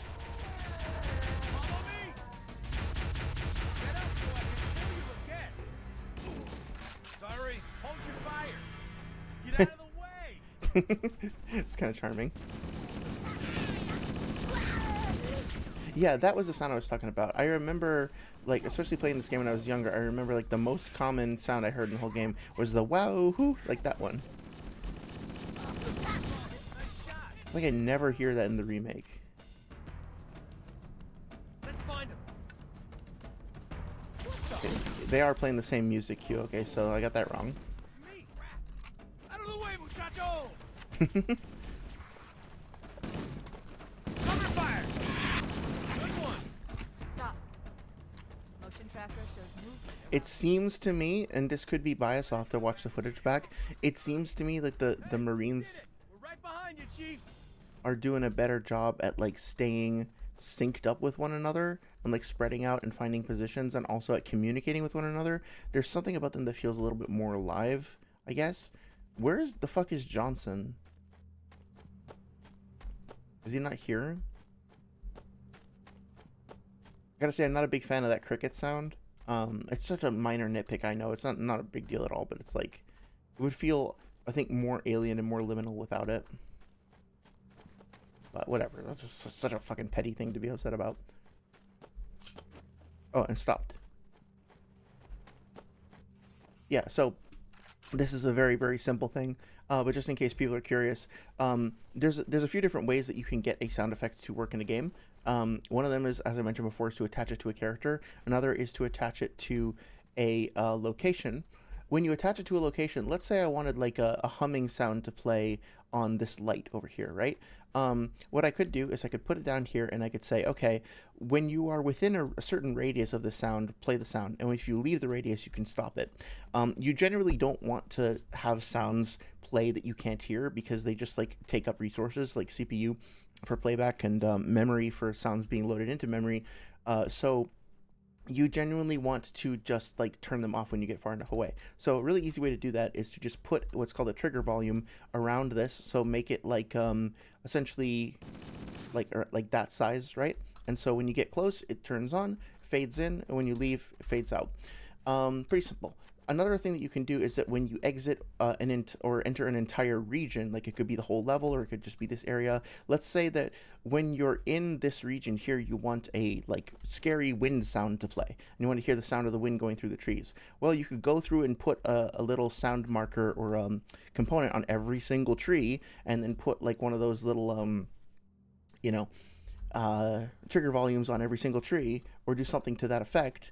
Or you could just put a big ass box around the whole place and just play the sound of wind in trees. That's a very, very common and perfectly effective way of getting a sound to play. The only issue is that like you have to be very careful about the bounds of your trigger volume, because if you step outside of it, the sound can cut off. Or it can like, I had a game previously where like we had a very rich, deep atmosphere, like soundscape that had all this stuff going on in the ambience, and like let's just say that right here this represents a line of like entry and exit to a given room, and if you stepped back and forth just over this little line, it would get really, really loud and really, really quiet because like I didn't set up the volume correctly. So it's a very common, easy, totally reasonable approach, but you have to use it correctly. Nice shot. Okay, so it looks like the music, I think the music is a little bit scatterbrained in this level, to be fair. But yeah, like that cue with like that like I find that very distracting, but it's okay. It's my opinion. I don't think there's anything objectively wrong with it. It's very loud. Often, like the first thing I do when I play most games is like go to the settings menu and turn the volume down. Or no, that's not the first thing I do. I wind up changing that setting very quickly though, because I feel like music is mixed way too loud in most games by default.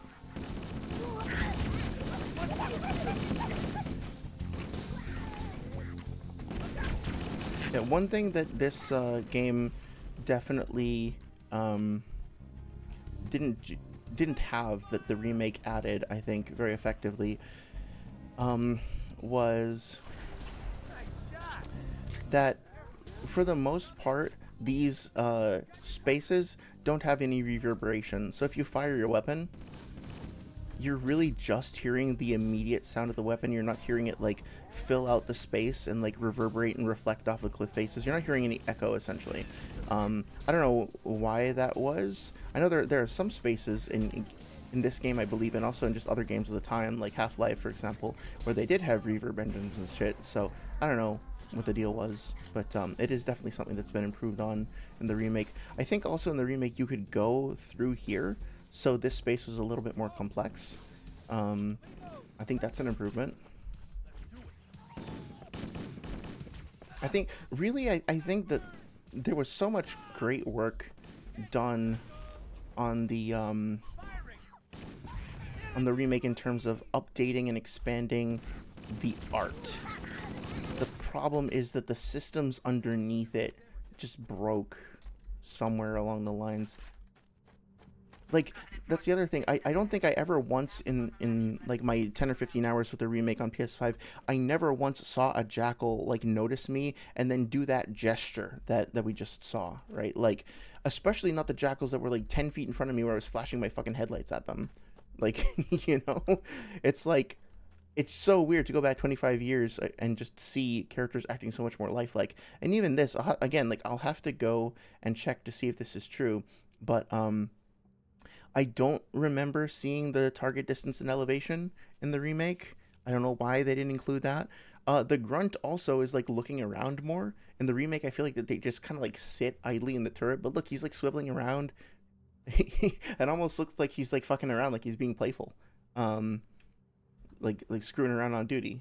So thank you. I feel like the Marines are a bit more responsive as well with their voiceover. I like that I can actually headshot the elites. I feel like it always takes 2 shots in the remake. I don't know why that is. Okay, so this is the place, I think, right? Last time where they all kept getting funneled down here. Or it might have actually been back there with the turret. Let's just see. Okay. Let's see what happens. See if I go forward, what happens. Okay, so these guys, you could argue that this is kind of a bug that they haven't noticed me yet, but let's see. They notice me from over here? They don't notice the flashlight. What about from over here? Can you see me now? Okay, yep. So they definitely noticed me from further away. Oh, shit.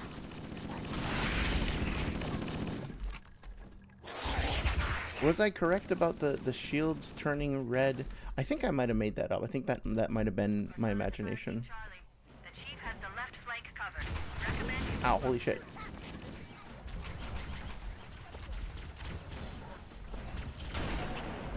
Yeah, the sniping definitely feels better in this game.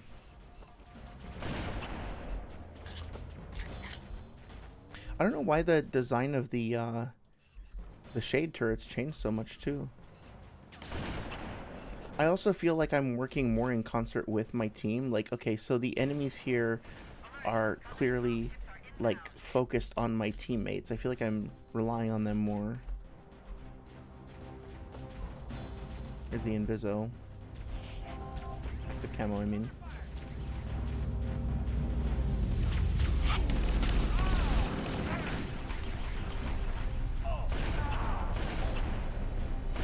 It's much harder to hit the grunts in the head in this version, which I think is good, right? Because like the head is so exposed in the turrets. It's like it's a piece of cake to get the grunts in the remake.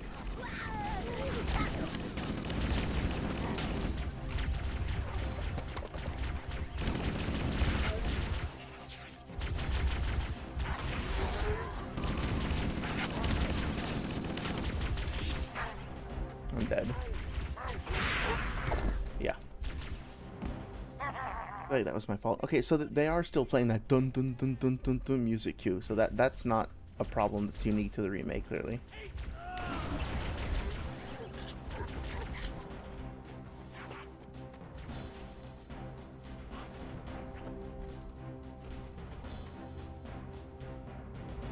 See if I can make use of my invisibility better.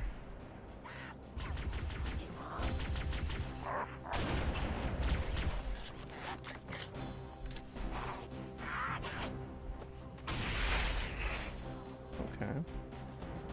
Pretty good.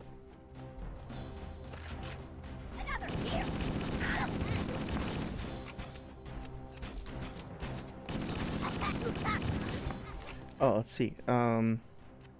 Slimy says it depends on the Digimon. They are usually sentient and can talk to you, but sometimes they are animals, or at least don't care enough to want to talk. Even in games where you could think that they wouldn't think about it, like Dusk and Dawn Digimon watch a tournament with humans, since the player is basically a coach for Digimon. Oh, that's cool. Yeah.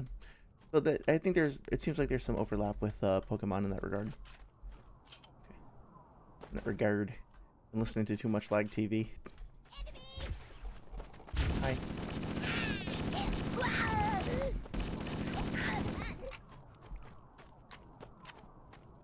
I'm not, again, like I don't want to be too harsh. I'm not exactly sure what the like how things were set up, you know, in the dynamic music system, but it does kind of feel like if we were playing the remaster or the remake, then that music would have kept going until I killed every single last grunt. But like this version of the system was intelligent enough to realize that even though there were a few stragglers, the combat encounter was basically over. So in that way, it's better than the music system I designed back in the day.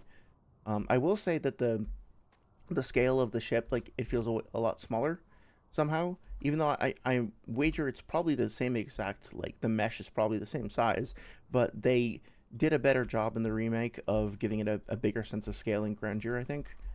Again, that's not like a dig on the original creators or whatever. It's just like they have improved on it with time, which is great. That's a victory. Although I will say this obviously looks more like sinister and imposing and kind of obscure. They decided to go full-on bright, gleaming purple in the remake, and not a whole lot of that.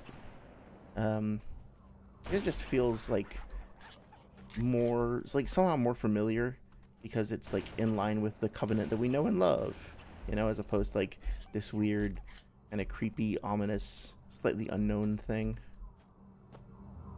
Oh yeah, I like the design of the grav lift a lot better in the original. It's way cooler, and it's much darker too, right? So the vibes are off.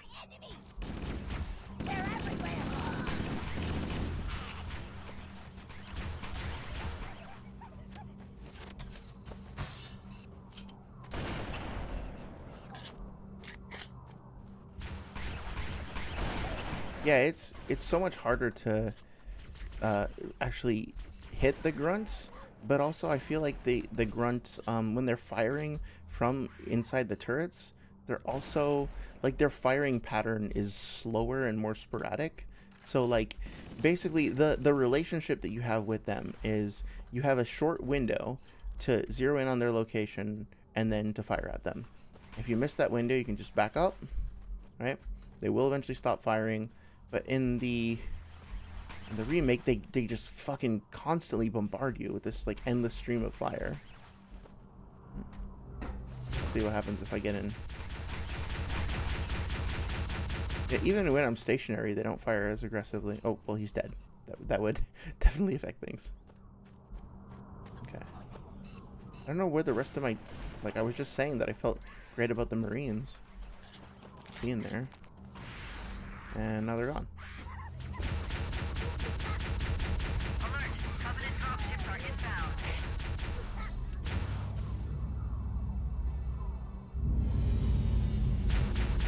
Kind of interesting to me that there's no music playing at all right now. I feel like it was like wall to wall in the remake. I think the spread of this gun also feels like it's much wider here, so it feels like it's much more useful at close ranges. Like, it definitely feels like its effective range is tighter.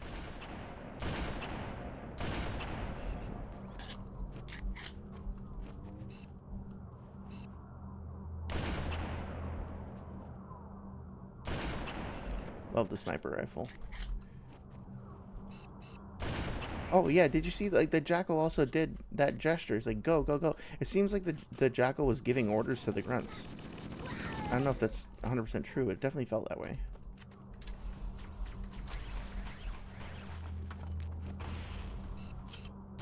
There are also like way fewer individual enemies. This is not like something that I noticed myself originally, or it's like this is not a John the Maven original, like, oh, I'm so smart, I noticed this, right? This is something that other people called out, but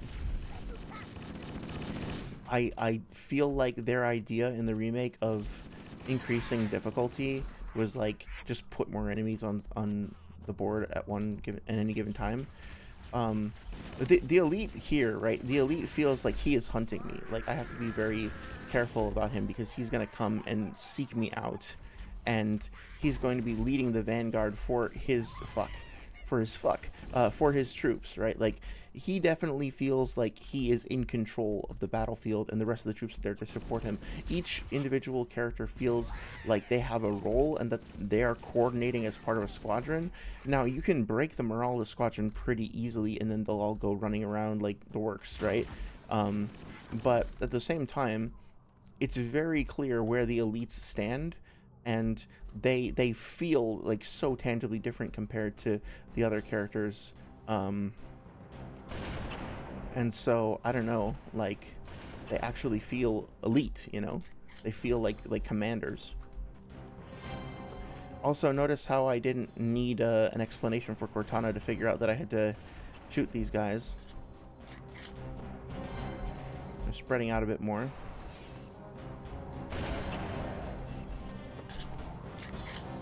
I didn't try to snipe them in the other game. Oh, yeah, okay, so the way that they move is also really different. Like, they have this sort of lumbering, like, crab walk, almost. Okay. It was a lot easier. They do recycle music cues a lot in the original. That's not just the remake's fault. I think that still could have been something they could have improved on potentially, but also like if you're just talking about like hashtag no changes, then yeah. Command neural interface. They'll probably be in or near the ship's brig, which should narrow our search. Still feels fucking good to fire this gun after all this time. Feels good to move around. It feels good to play this fucking game 25 years later. Like, I don't know how else to say it. It's a good game. So, Johnson didn't show up except for the beginning of the mission. I don't know why. If I accidentally killed him or whatever. I'm curious what happens if I kill the Marines. Like, how long does it take for them to start reacting?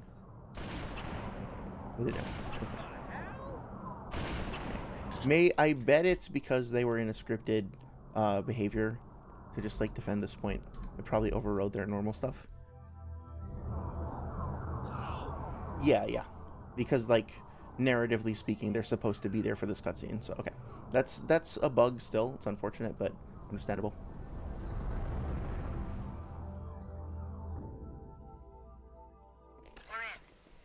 So now let's see. Is that supposed to be Johnson? No. What? There's no covenant here. Think maybe nobody's home.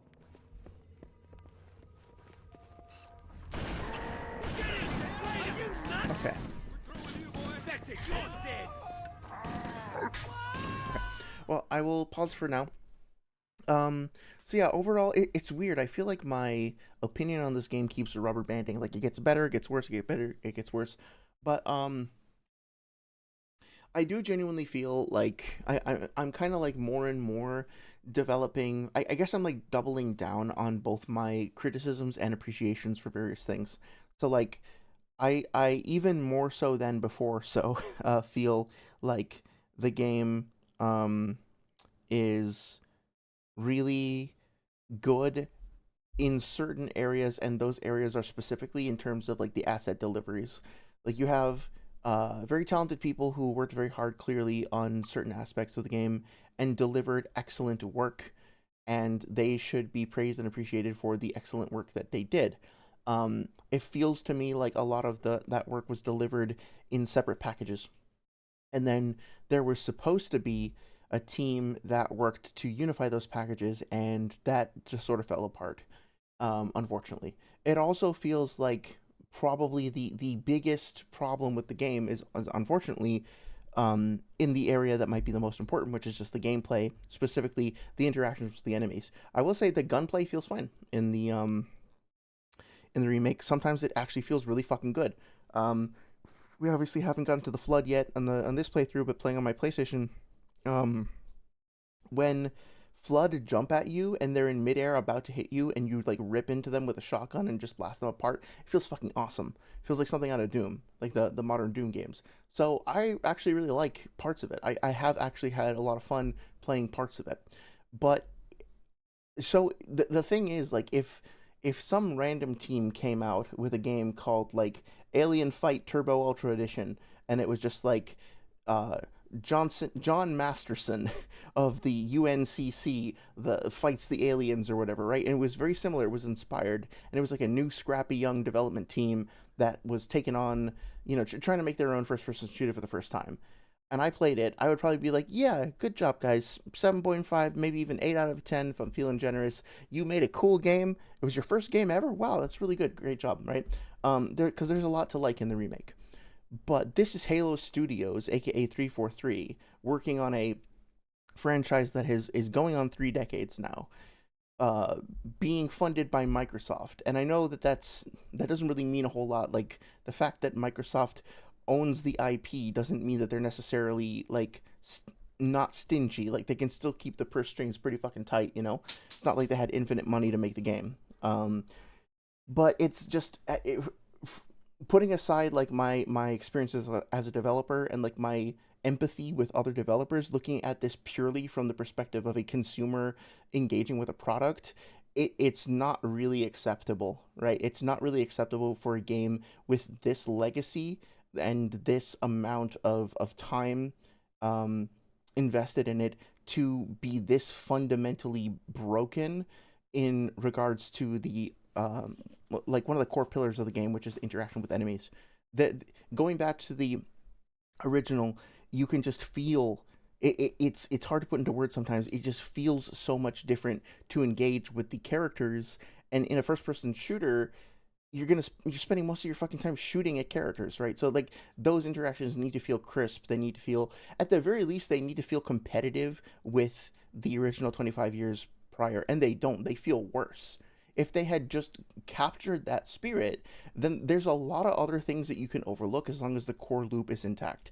But it's not for this game. It's broken. It's wounded, and that is very, very, very unfortunate, because what it means is that all of this incredible artwork and sound design work and implementation of other things winds up looking worse by comparison, because it is propping up this mm, like mangled mess of systems.